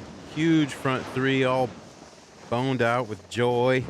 And that wasn't an easy takeoff. It's got a double transition up the face of that, and then he's having fun. Just motoring over that into this little gap again. A little hung up, but I really like the gap. Love his toe side carves too. They just look so flowy. Looks like he wants another piece of this treacherous blind takeoff. Oh my Wow. Oh my gosh. Holding it together. Yeah, I mean, I can't say it enough. Taking chances, risk and reward. Back five, landing blind, landing switch in soft snow is incredibly difficult. He's got to be feeling pretty good about that right now, heading into this lower part where he can just kind of cruise a bit. And I love that he can just mock home on switch. Wow. Yes. Sparky. A true appreciator of good snowboarding. This reminds me a lot more of like the vibe of shooting a video. You know, you're so excited for your friends. You know, what has been created here really emulates that, despite the fact that it's also head-to-head. Ben saw that too. He definitely saw that. I wonder what he's thinking right now. Like, how much of it he saw. He definitely saw him disappear over it, and he knew he was going 5. And there are some people on the ridge watching. Right. I think probably were just stood up, cheered. So he knew something got thrown. That's an interesting element too, comparing this to like a traditional contest, that you really can't see what the person in front of you is doing. Well, as we see Ben Ferguson lock in for his run too, we'll get a look at his gear, what he's riding for his edition of Gear Talk. This is my Alaska kit. This is what I've been riding up here for natural selection. Starting with outerwear, this is the jacket I've basically been running all year. It's a Burton AK Swash jacket. For pants, I got these AK 457 bib pant, and they are half bib. The bibs are super great for being in the backcountry and riding PAL. You don't have to wear the powder skirt on the jacket necessarily if you got the bib pant on. So for boots, these are the Driver X. I do believe they are the stiffest boot in the line. I haven't ridden these boots until this year, and now that I have, I don't think I'll ever change it up. These have been great. I've been running the Hometown Hero. I would ride this thing in the half pipe too. This thing holds an edge great, nice and stiff. It's a camber board, so it's got lots of power in it. As far as bindings, we got the Cartel X here. Super cozy, super comfy, and they fit the boot well, and they keep you in the board. And I can tell you from experience, bibs are key for high-speed tomahawking. Come on, Berg. Insider tip right here. Rider is dropping in I think you just sold 2, 1, drop. a bunch of bibs for next season. Get some, Ben! What's Ben got to do? He knows he's got to step it up. It's all right, little wheelie, but his momentum is still carrying, projecting forward. Wow. Say hello to my little method friend. Always excited to see a Ferg method. Yeah, it doesn't get old. I mean, he had such a solid run last run. He just bobbled on that back 3, so I guess he's trying to just rebate that same run. Oh, stepping that up. How's that landing? Wow. Got ourselves a battle. And there we go.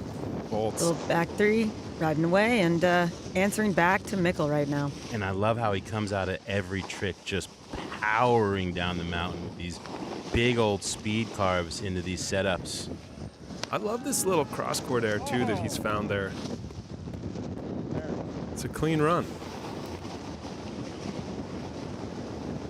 I mean, it's a great run. Will it be enough?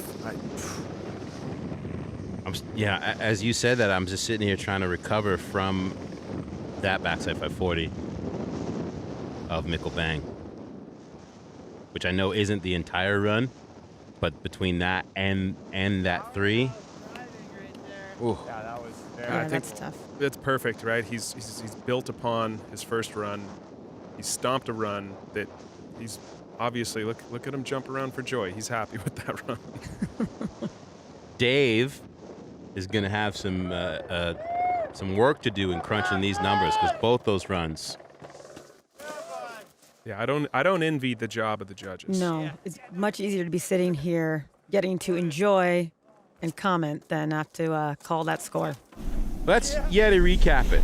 Let's relive the joy of both. That big frontside 3 from Mikkel to start, gorgeous. Poked. He's got such good style, and then just rolling into this. Oh my gosh. Just riding away. How do you right hold through on to that? that? That is crazy. It's called meter-long shocks, Norwegian shocks. He's over 6 foot. And then Ben, of course, having no problem coming in saying, "Yeah, I got one too." I love that. It's not so much a backflip as it is a nice boned out like barrel roll. Are we freaking going back to Zelda days right now? This is epic. Are you having a flashback?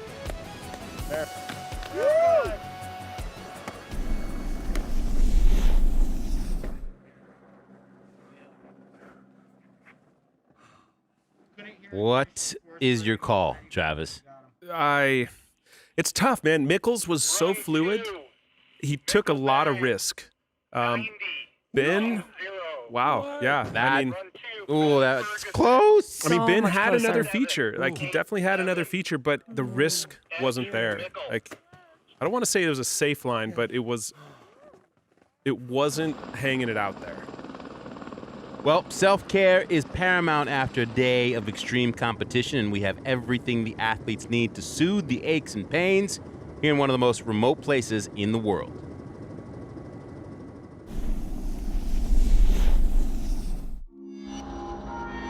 Being a professional athlete in any sport, it's obviously super important to take care of your body. Snowboarding really beats the hell out of you. The falls can suck sometimes, can be high impact. So to be able to perform at a high level, you need to stay in shape and just keep your body, which is your tool for the job, healthy. Here at the Tordrillo Mountain Lodge, they've got all of the facilities covered. Yesterday we went into the sauna. Stay in there until you're ready to go outside and dip into the cold plunge. So nice when you get out of there. You're like, I am invincible against the cold. I don't know how cold. Do you know how cold it is? Oh God! Cold plunge. The cold plunge here in the lake, which has obviously been a popular thing among guests to get really hot in the sauna and go jump in the cold plunge and do that cycle a few times. Oh yeah, just out here in the hot tub with the homies. You know, just relaxing. Kind of go back and forth until your blood really gets flowing, Scandinavian spa style. Feeling it now. Feeling it now. Feels just absolutely perfect going into dinner. We're having a Wagyu filet, we have some truffle mashed potatoes, a little Brussels, and a delicious demi to top it off. You guys enjoy. One thing we've always had is just great food. Our food is exceptional. I mean, this lodge has everything you could want after snowboarding. Yoga room, workout stuff. Got a masseuse here. Skate skis, we've got classic skis. Is that how you do it? We've got a groomer here and a 2-mile trail out to a meadow. The fat bikes to like cruise around on. There's so much fun stuff to keep you occupied and to kind of help for recovering after long days. It's kind of insane. It's luxury out in the middle of nowhere, Alaska. Okay. That's all I got. Well, it's pretty obvious why that is one of my favorite places on the planet. Clearly.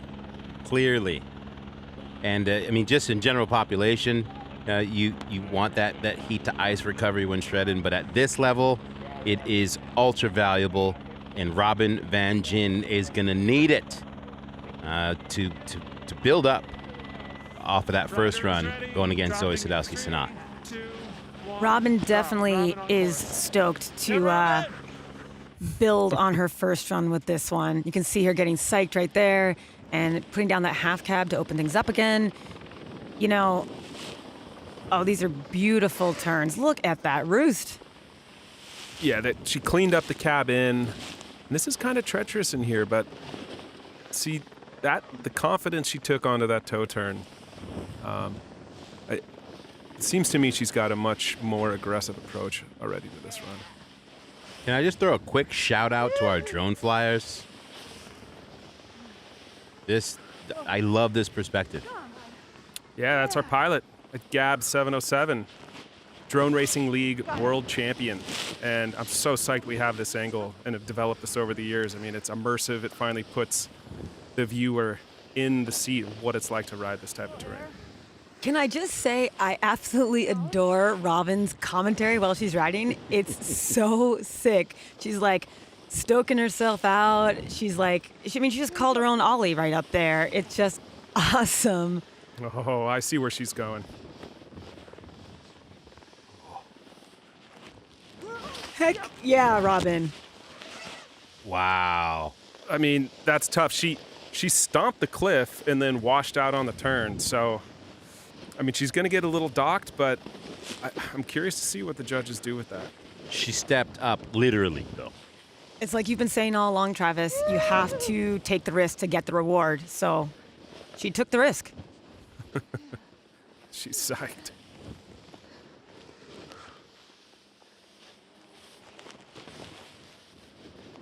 Nice little pop right there. And now into the bottom cruiser section. I mean, that was a solid run. That was a great run. Yeah. Robin's got to be psyched coming down to the corral from that. You know, she really stepped it up from her first run. And you can hear it right there. She's amped. I just love the way she attacked.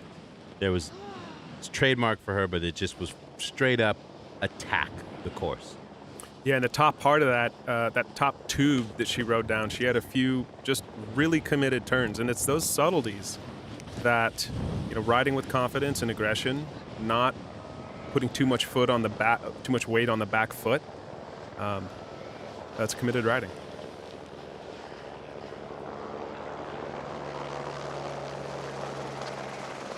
You can see a few of our guides and some of the drone pilots down there on the ridge watching over.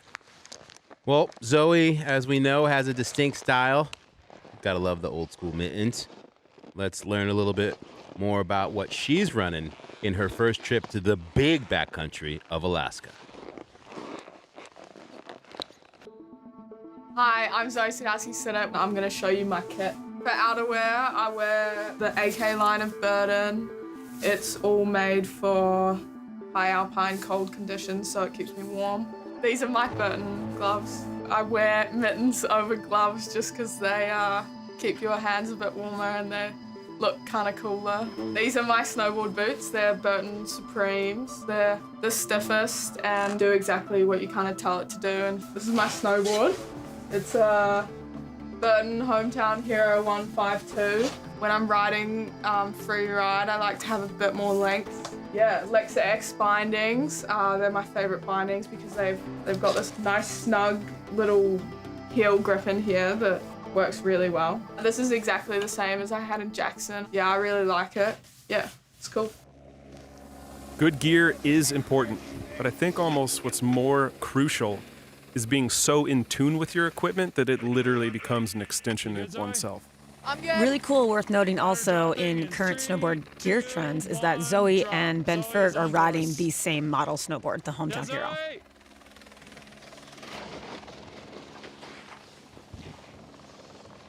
So Robin definitely put the pressure on Zoe for this second run, but I think, if there's anyone that can handle that pressure, it's Zoe. It's like you talked about in the semis, Travis. Zoe's ability to just land powder like it's nothing, but it's not nothing. No, it's not. It's a skill that is earned, and while she doesn't have the experience, she obviously has ridden ample amounts of New Zealand duff. Robin herself has talked about how Zoe is one of her favorite snowboarders out there right now because she feels that Zoe just has the magic kind of it. The natural ability to adapt to any terrain. Ooh. I really appreciate her going for the backy on that. Didn't work out for her.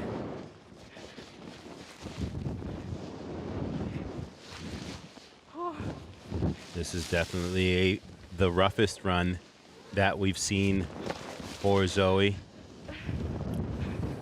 Yeah, unfortunate, but she's still got juice in the tank, and uncovering a bit of a shallow spot in the snowpack right there.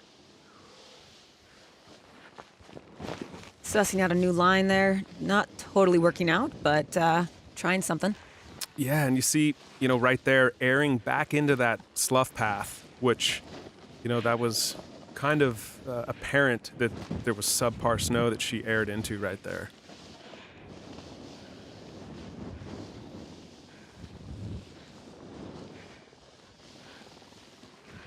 I mean, hell of an effort, but yeah, it's definitely going to be one of her throwaways.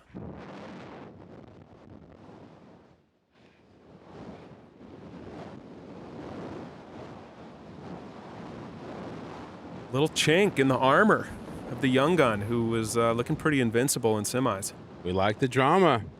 Now, the big question will be if that second number for Robin is higher than Zoe's first run. Of course, first person to cheer for her competitor, Robin Vinjen. Love the vibes. A little recap of both of them. Robin came in fired up, pounding on the leg, saying, "Let's go," and she just attacked.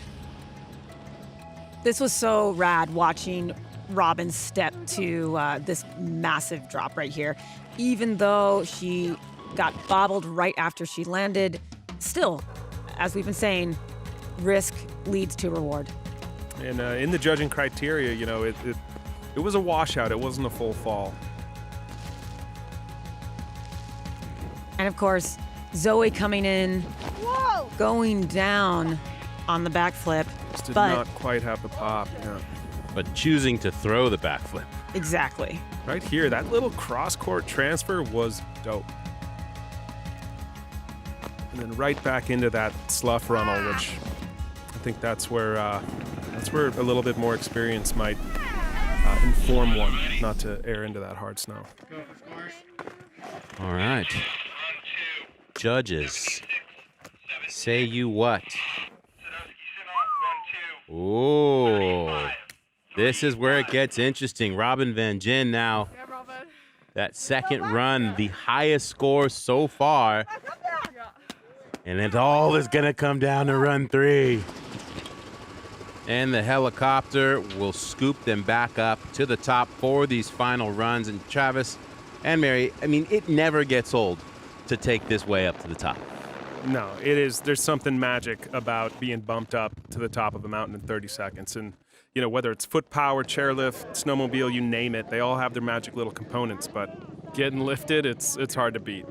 And with that, we'll check in with T-Bird before we head into this third and final run. Thanks, guys. The atmosphere is incredible here at the top of DFC at Natural Selection. We're about to get the third and final runs underway here as Robin Vinjen and Mikkel Bang are in the lead. However, Ben Ferguson and Zoe Sadowski-Sinnott have one more run to try to win this Bronco sport and take home the title. I can't wait to see what happens. The snow is insane, the course is running fast, and the riders are hyped. Guys, let's get this thing underway. Thank you, T-Bird. The Bronco factor. Giving away cars in Alaska, Travis. Yeah, we're bringing him back to old school, man. It's been a while since vehicles have been given away as prizes. Chris Rassman and Mark McMorris, neither one will be getting a car, but the bragging rights of making podium here in Alaska are huge. And what I've loved about this, Mary, is that both these riders have ridden as if this was the final. Totally. I think that's a testament to what's on the line right now, more than vehicles even, which is very exciting, is like you said, it's the cachet of getting to stand on the Natural Selection podium. It's the cachet of being one of the best backcountry freestyle riders in the world. All right, comboing it back 3 into front 3. Stomp, not quite as clean as I think you wanted it to be, but... Travis, as you see these parts of the course that weren't shadowed getting shadowed as the sun comes up, how does that affect riding this course? It affects it a lot. I mean, that is literally the name of the game of filming snowboarding. You need light. And the sun rips across the sky. And these, this venue is tilted pretty directly north. It's just got a little bit of east. We're talking morning light, and the sun moves quick. It's already starting to deteriorate a little bit. Ooh, making up for it with that big one.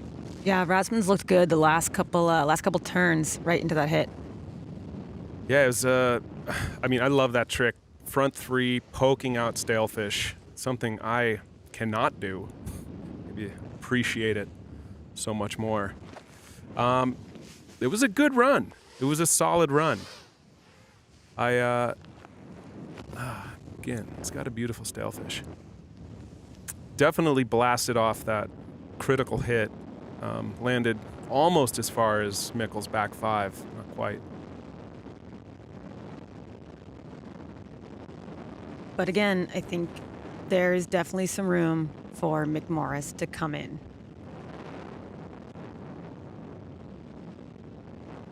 It's going to be close. I think that he might have improved on his last score, but I think this one's definitely going to come down to the judges. And unfortunately for Chris, Mark's got one more run.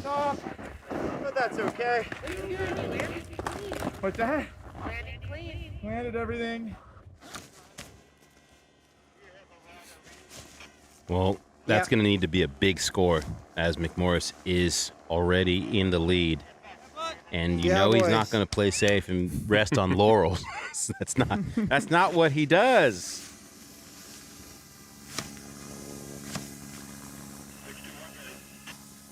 Copy that. Rider is ready. Dropping in 3, 2, 1, drop. Mark McMorris on course. Yes, Sparky. He thrives in this position that he's in right now. This is true. There's been so many competitions where Mark has been the last one to drop, and many times when he's not leading. And in this case, of course, with already the lead, it gives him room to play. Yeah, that first slob air, I could feel it. It felt good. Oh, wow. Interesting. Into the butter. Butter to rock garden. Yeah. Slipped out, but I think that he just is that much more motivated. And I don't think we've seen him go over that. That was kind of a new line. And again, as conditions kind of deteriorate a little bit with additional sloughs. And Jesus. Oh, wow. Goodness gracious, Mark McMorris. How? Sending it. This is what he does. And again, it wasn't the cleanest landing, but it wasn't a complete bail. Any other human might have just completely exploded into a few different pieces, and he held that together. Wow. Oh. That is not an easy takeoff. As he knows, he, even just comparing those two tricks on that particular feature, that was definitely his best, stomping that big front three with the poked out stalefish. I think I'd give it to the clean three, even over the boosted 7. It was just a little bit of a too scratchy of a landing. All right. Holy amplitude. Looks like the crowd's getting bigger down here. I was trying that back 7. That was sick. Not an easy takeoff. That was a tricky run. I don't know. Yeah. I got kind of mushed into the... Let's take a look at this recap here to see if there is a chance that this run could have eclipsed Mark's high score so far. Yeah, that combo's epic. That second takeoff is kind of given everyone a little bit of difficulty. But this is the money feature. And this is where that full appraisal really comes into play because, landing this clean and with that really nice style is going to be impressive with the judging. That was impressive. This is a heavy matchup. right here, he just got a little loose.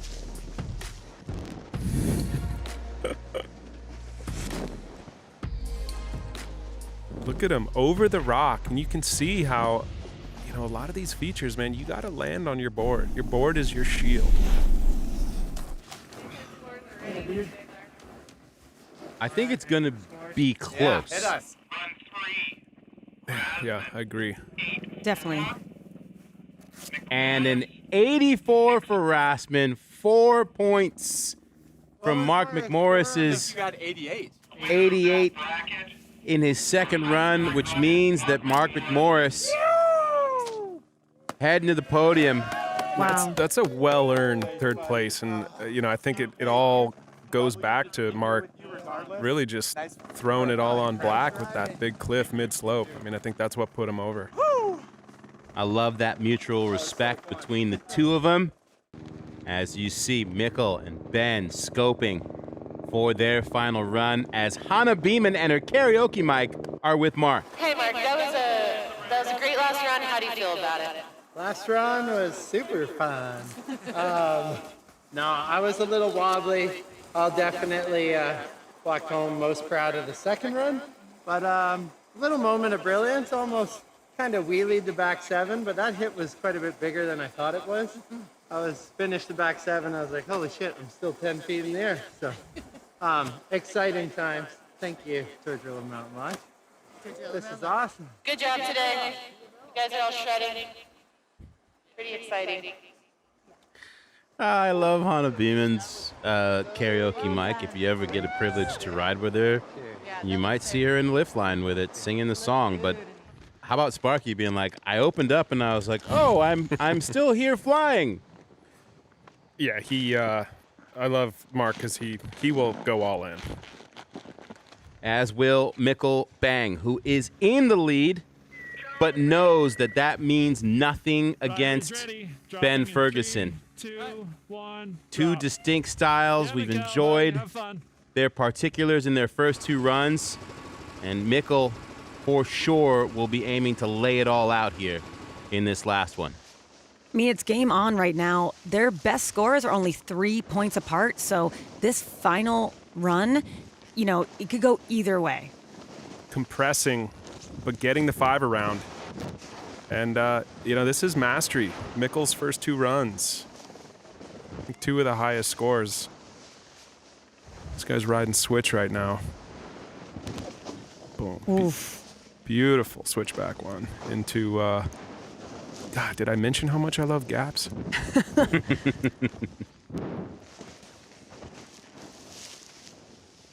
For any viewers at home that aren't familiar with that trick too, that is a very challenging trick, the switchback one. So doing that here on Alaskan terrain is, it's low rotation, tons of style. Oh, trying to combo it into the back one. That was a heartbreak right there. It's so difficult, the tiny margin of error trying to land a trick like that where your weight has to be forward enough where you're not going to wash out and kind of wheelie like Mikkel did. Landing bolts and being a little too far over the board where you're going to cartwheel over the front. And that's why I appreciate him, taking such a chance with trying a trick like that. Yeah, all day, from the semis on through, risk has definitely been the feature of Mikkel's riding. And that's something that we've seen of him throughout the tour at the Jackson event when he did that 3 rock tap. I mean, he's always kind of going out of the box and a bit beyond. Run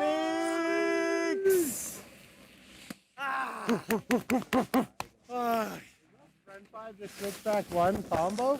Yeah, that was sick. No.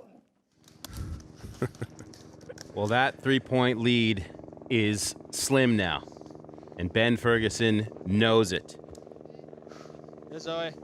Yeah, I mean, he's looking to seize this opportunity right now, and I imagine he's not going to hold back this run.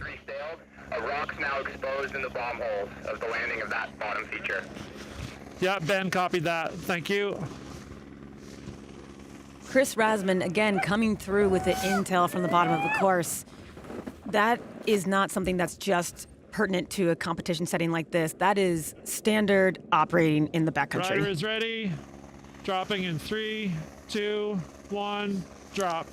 Ben on course. Yeah, Ben. Ben Ferguson, 3 points behind as we are looking to crown a champion for this initial natural selection tour.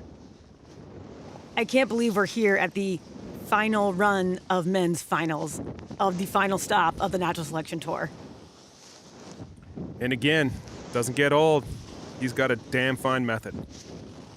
For his third time down this route, you can really see that the snow has degraded significantly, and it's causing a bit of a problem, it seems like. Oh, well, yeah, you nailed that one, Mary. It's the challenge of riding up here. You know, on one hand,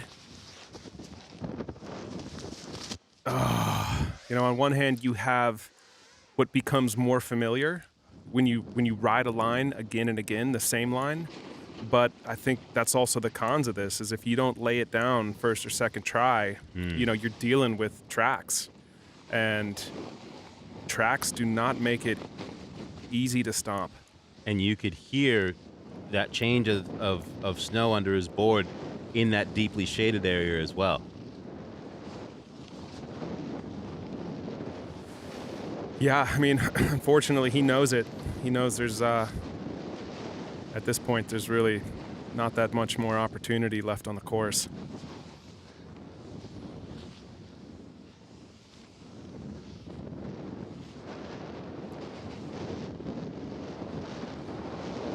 Ben will enjoy the remainder of this run, but at the same time know that he had a window with just that 3-point lead. As you see Mikkel already being congratulated unofficially by the homies. We'll wait for the score. But it looks like Mikkel is going to be our inaugural natural selection champion. I know a lot of people are asking for their money on bets on this event right now. No doubt. As we take a look back, you saw the focus in Mikkel's eyes as he was not pretending like he had it in the bag, switching things up with the 540 to start things off, Travis. Yeah, I mean, definitely upping the ante with this run, riding switch into that switchback one, and then I think that was his best grease on that gap. And right here, just kind of going for broke. Potential to improve upon a score with that backside 180. I like that he's still hunting a higher score. Definitely dropping at this time of day after this many riders have ridden down the course had an effect on Ben's run for sure. You could see him having trouble in the landing that's so trucked out right there. Yeah, and I think he could have even salvaged it with that crash had he comboed that 7 into something spicy a little lower down the course, but was not meant to be. We will get the official word. Remember, Mikkel sitting on that 90 in run 2, and it will stay as Mikkel Bang is our official natural selection champ. I know Mikkel, and he might not look like it, but he is so freaking psyched right now. Mikkel has had a litany of incredible video parts, but this is an honor of a totally different kind. You know, the last podium he stood on, I believe, was 2010, and in that time, he's become one of the world's most respected backcountry riders, and now back on the top. Vibes all around. And even Ben says, "You got me, but I'm stoked for you, buddy." You know, even though there's a first, second, third place, it really does seem like a group effort. And we are not done. We still got another champ to crown. Robin Van Gyn in the lead after Zoe Sadowski-Synot was in the lead from her first run. And it is a new game. One run is going to take it here. Who will it be? You good, Robin? Yeah, Robin loves to get herself so worked up. You know, competing is kind of new to her, so you can only imagine the nerves, anxiety, excitement, anticipation she's going through right now. One thing she's talked about in the past is that she kind of has to tone herself down a little bit because she hasn't competed a lot and the adrenaline will get to her. And she's like, I'm working on kind of controlling that so that I can just execute what I want to be riding. Yeah, you can see she oversighted a little bit right there, but I don't think that is going to affect her too. There's a lot of room in both of these scores between Robin and Zoe. There's room. I want to see if Robin's going to go for that massive cliff again.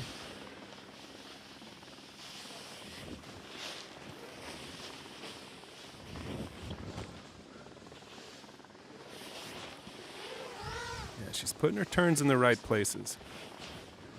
You know, Robin is a back-to-back Video Part of the Year winner. She's been a Rider of the Year, and she has continually made a mark in the backcountry for not only women riders, but snowboarders in general. And I think her performance here today only continues to solidify her as a leader in this type of terrain. Oh, about to say, there we go. Is she going to take it back to the top one more time? There's still some redemption left. Oh, this is exciting. Relentless. This is why we love RVG. Oh my gosh, and she rides away. That is just a cherry on top of her run. That was burly. Yeah, you could see it. It took everything that she had to stomp that. And we're giving her the stomp, right? I mean, No, that was full stomp. I mean, she washed out in some, in some kind of old, sloughed, poor snow quality below, which it's going to affect her score a little, but the cliff was clean. You can hear her breathing hard. Wow. Solid run from Robin. I just, whenever when you meet Robin, and you hang out with her. Right there. I think what you're going for is Robin loves snowboarding. Yes. She absolutely loves it. And that bleeds through. You see it when you watch her ride. It's awesome. And tough. So tough. Yes. The veteran sending a message up to the top saying, listen, Zoe Sadowski-Sanat, you are one of my favorite snowboarders, but please don't get it twisted. You're going to have to take this from me.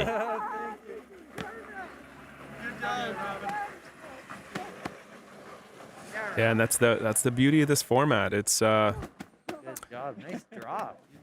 you got to get through every round. You got to be the overall best rider to stand atop this podium. Whew. Here we go. Our final run of natural selection. Young Zoe Sadowski-Sanat. She was a wild card at Jackson Hole. Many people didn't think that she would make it out of the first round. She did more than that. She won the event and let us know just how deep her skill set is when it comes to being an all-around snowboarder. One, drop. Have fun, Zoe. And I remember in Jackson, her last run was her best run of the event. We are most definitely in a renaissance on the side of women snowboarding right now. And I think this matchup between Robin and Zoe is a showcase of that. You know, the veteran, the rookie, and both of them riding so well and just pushing the boundaries of what has been done before in terrain like this. Handling herself through a challenging section of the venue.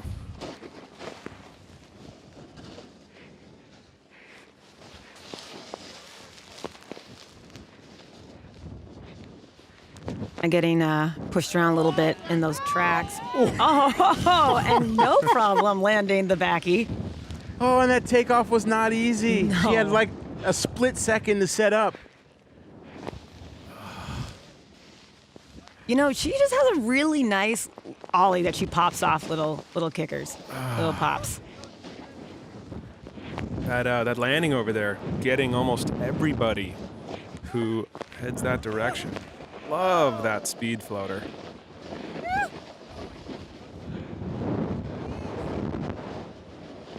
You can hear her just psyched, hooting, hollering.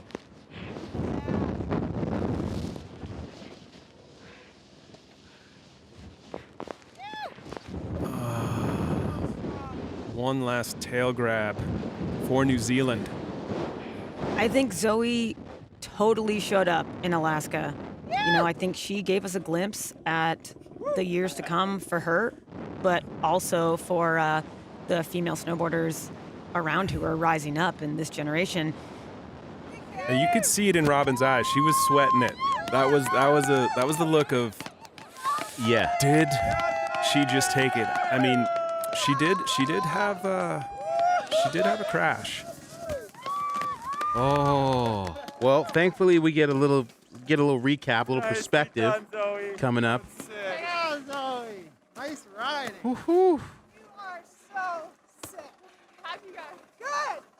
Good. That's just it. Will it be enough? I have no idea.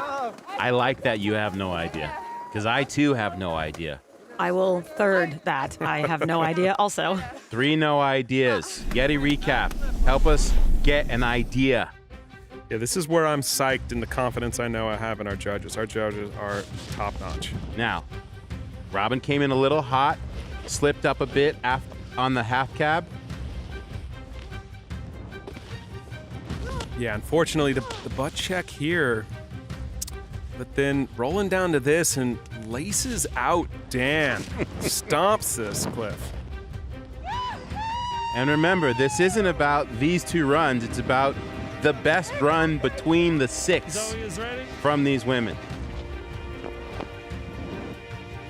And Zoe really, you know, navigating a fairly tracked out line, but not having a problem just stomping that backflip.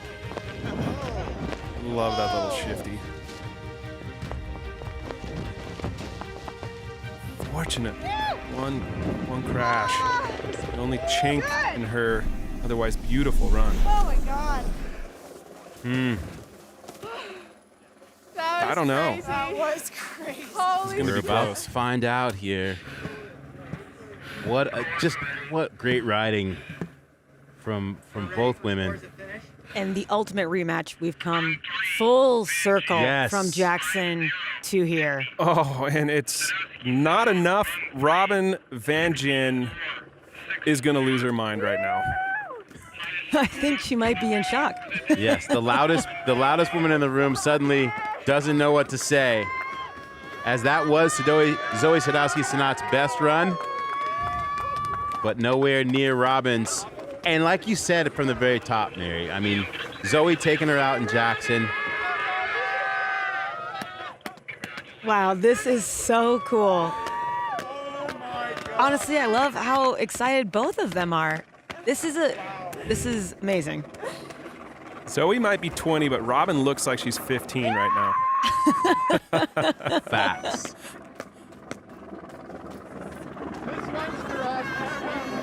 I think her partner Austin Sweden and her yellow lab Stella are going to be so stoked right now.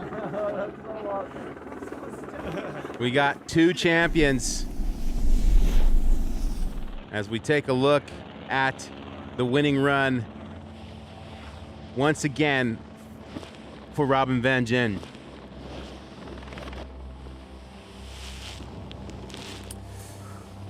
Yeah, I think that upper tube section too that didn't get shown in this, she just had so much power and flow down this line, and you know, turns and the approach to the run are a huge part of the score as well. And stepping to this behemoth is such a massive decision that I think even the bobble right after the landing wasn't enough to affect her score negatively. Yeah, you said it during that run, Travis. You said, I think the judges will accept that she landed that and got caught up in bad snow afterwards because that was her highest score. And I just love that Zoe was ahead and that did not faze Robin one bit in that second run. With this win, Robin has proven definitively through her video parts through today that she is a force to be reckoned with in the backcountry and will continue to be so. Dropping in 3, 2, And Mikkel 1, Bang. drop. I mean, the theme with him was risk and style for miles, and he was consistent all day. I'll definitely say that Mikkel was doing the least amount of turns down this face. Honestly, it's just really exciting to see Mikkel's riding taken outside of video parts and put into this context and to see him excel. Just, he has so much style. It's a pleasure to watch. Yeah, full send. Full commitment. And one tired back leg. Mark McMorris with third, Ben Ferguson in second, and Mikkel Bang taking the whole thing home. And right about now, I think we should give away some hardware, some awards, some vehicles for this historical natural selection season. And I'll throw it over to T-Bird Tom Monterosso. Thanks, guys. First and foremost, I would like to thank all of the riders, all the natural selection staff for putting on an incredible show. Well done. Secondly, I want to introduce Carter Westfall, the CEO of the Natural Selection Tour, who is going to hand out the trophy to our men's champion. Hey, thanks, T-Bird. On behalf of the Natural Selection Tour, really exciting 2021 Hemp Fusion Natural Selection here at Tordrillo Mountain Lodge. And as winner, receive the keys to your new Bronco Sport. We'll need to get it to Norway. Mikkel Bang.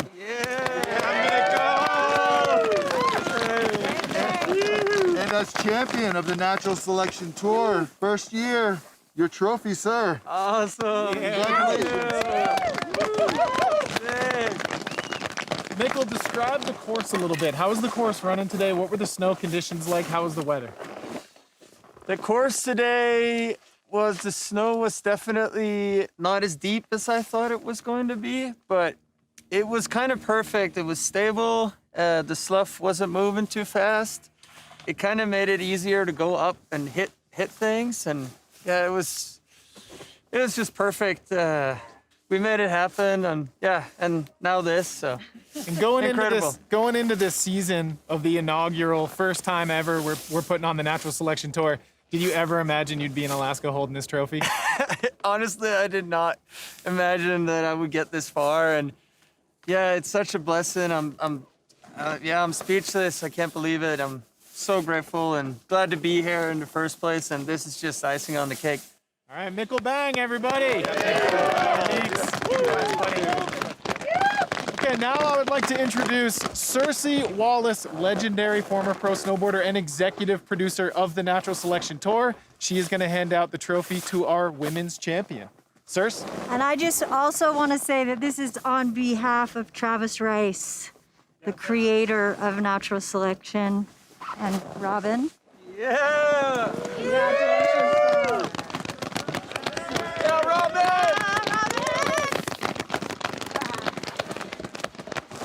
We're going to give you the keys to your very own Bronco Sport. Congratulations. Wow, thank you. Yeah, Robin. So you spoke to Travis via sat phone earlier. What did he say?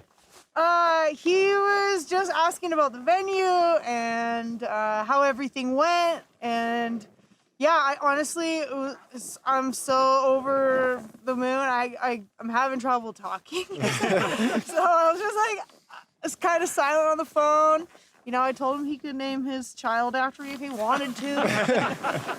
But yeah, I'm so honored. This is insane. The field of riders, I'm just It's incredible to even land here. I feel like I'm in a crazy dream right now. Well, you've had a wild run, right? Jackson, unfortunately, got eliminated, got that second chance in Baldface Valhalla. You took the one there, and then you went back-to-back here in Alaska. That's an incredible run. Yeah, it has been a roller coaster to say the least. And I know that's not how the tour is normally going to happen, but I just can't believe that I'm here and riding against Zoe, my favorite snowboarder on the planet right here, just pushing me harder than I ever have been pushed, ever. I've never really competed, and this was brand new learning experience, and I'm so stoked. This is the very beginning of the progression of women's backcountry freestyle, and I'm so excited to see where it goes. Congratulations, Robin. Robin, well, that's a wrap from the Tordrillo Mountains up here in Alaska at the 2021 Natural Selection. Back to you guys in the studio. Thank you, Tom. And as was alluded to by the riders receiving their trophies, Travis, you are with us here in studio because you just had your first child. Yeah, man, it's so incredible. Love of my life, Brooke and I just brought a beautiful baby boy into this world. Couldn't be happier. Making snowboarding history with Natural Selection and your first child. Congratulations, sir. And of course, sustainability has always been a key to Natural Selection. Let's learn more about this cause.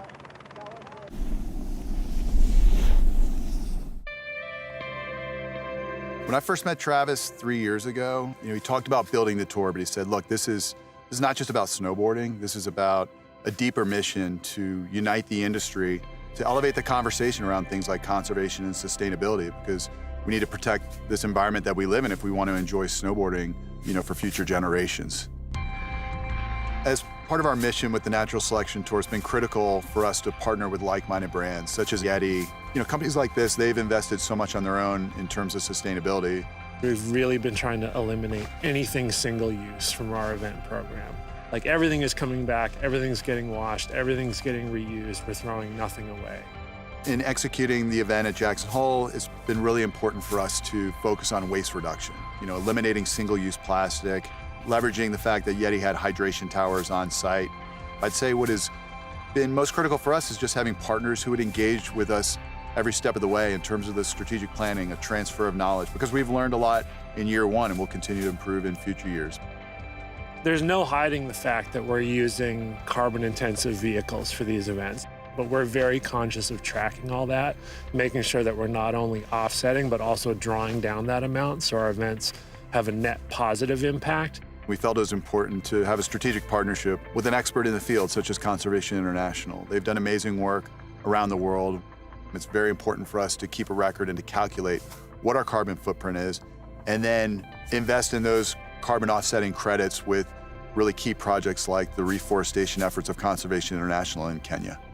We've always focused on Mother Nature as the main character. The snowboarding's amazing, the stories are amazing, but at the end of the day, these mountains you see around us, they're the star of the show. And we want to celebrate them. We want to find ways to educate people and support things like conservation and sustainability so that snowboarding is something our future generations can enjoy.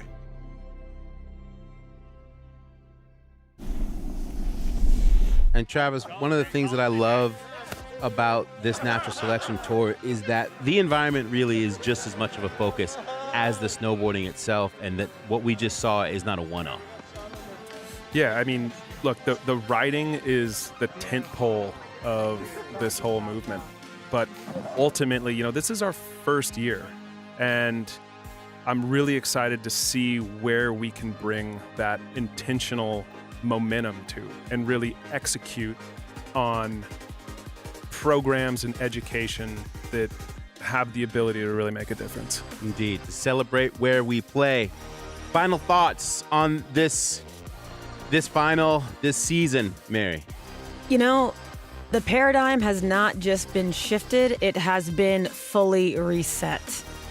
These 3 stops, this finals here today, what competition has been reinvented by the Natural Selection Tour. Amen. And with that, for Travis Rice and Mary Walsh, I am Salema Masakela, and we will see you next season. I think this entire Natural Selection Tour is going to change snowboarding for the better. Probably some of the gnarliest riding I've ever done and been a part of has been from this contest. It's just intense, it's scary, it's big, it's steep, it's fast.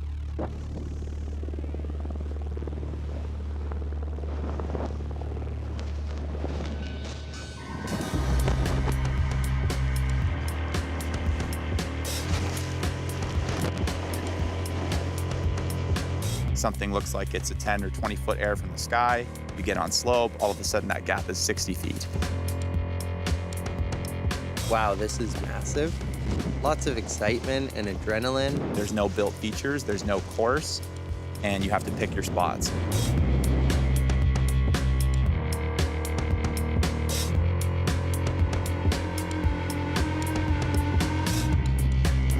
So sick.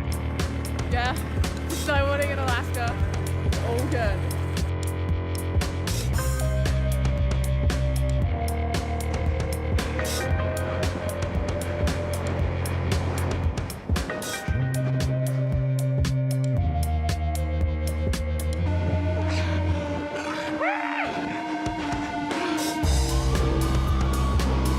You get to the bottom of the run here in Alaska, that's like pretty badass. Like it's another level to lace a clean Alaska line, I feel like. Straight up, it's like the fastest you'll ever go on your snowboard. It's insane. Each stop of the tour is totally different. Jackson Hole, we've been working on for 2 years. Meticulously thought out, well created. Unbelievable freestyle backcountry part. It's like being in a video game, you know? Perfect POW, perfect kickers everywhere.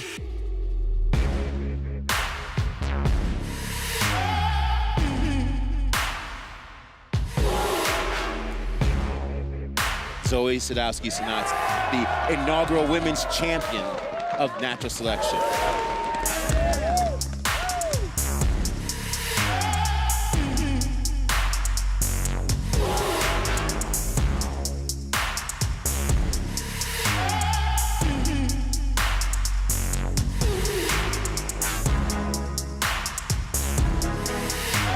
Give it up for Mark McMorris, your champion!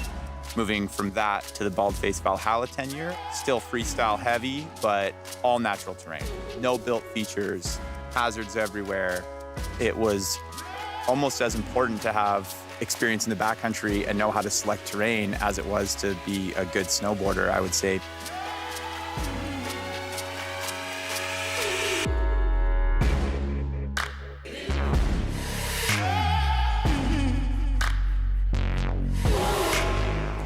We hadn't really seen each other or been together since COVID hit last year. And so just to kind of bring everybody back and snowboard together again, it felt so good.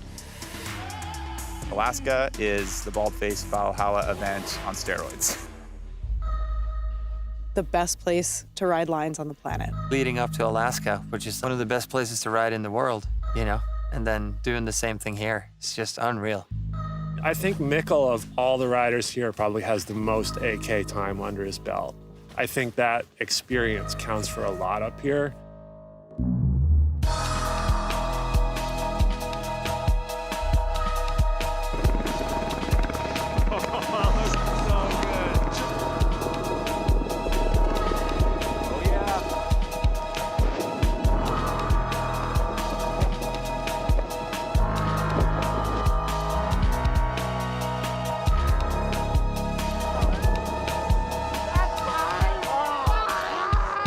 It was really awesome to see Robin finally get that vindication, get that big win.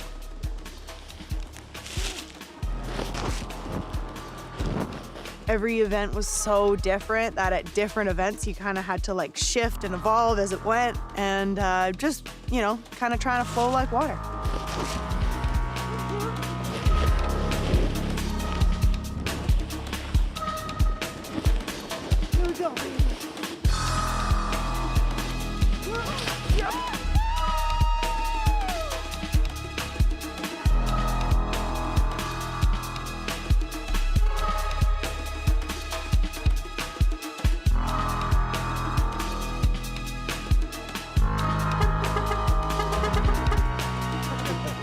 Travis is known for pushing people to the absolute pinnacle of their performance. He's the king motivator. It's such an incredible opportunity that he created for all of us, and it's really uplifting snowboarding as a whole. You know, being the visionary behind this thing is responsible for that. Even though what Travis and the crew pulled off was monumental, this is just the start.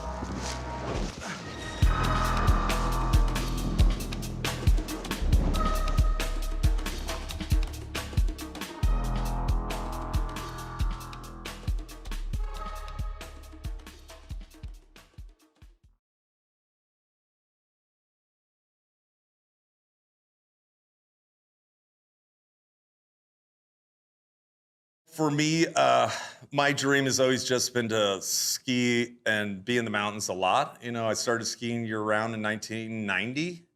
I've been skiing about 250 to 280 days a year since then.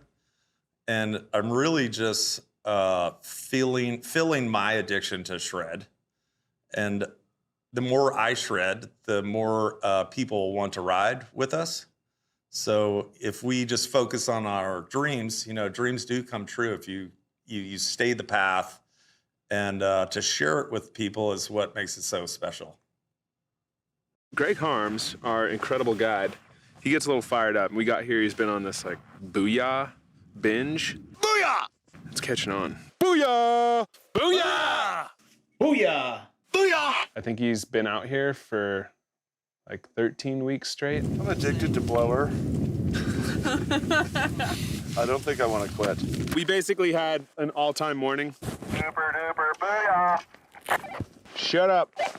And now we came across this incredible feature where step down jump over here, step down jump over here, and then maybe a midday kicker. A little more challenging to find the good stuff, but we think this area is still going to be productive, and we're going to go for it.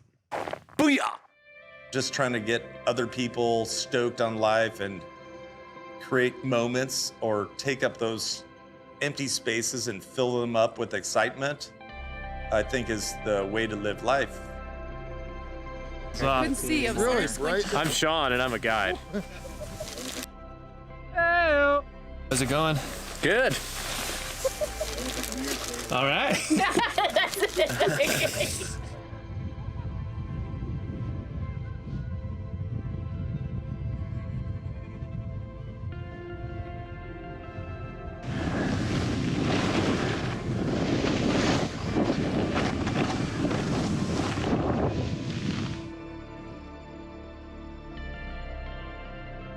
Other thing I could say is, you know, I feel super lucky to have started a company with some of my best mountain friends who are world-class ski guides and full crackheads for their sport. And their dream is very aligned with mine. And it's like a dream come true to actually shred and work with your friends.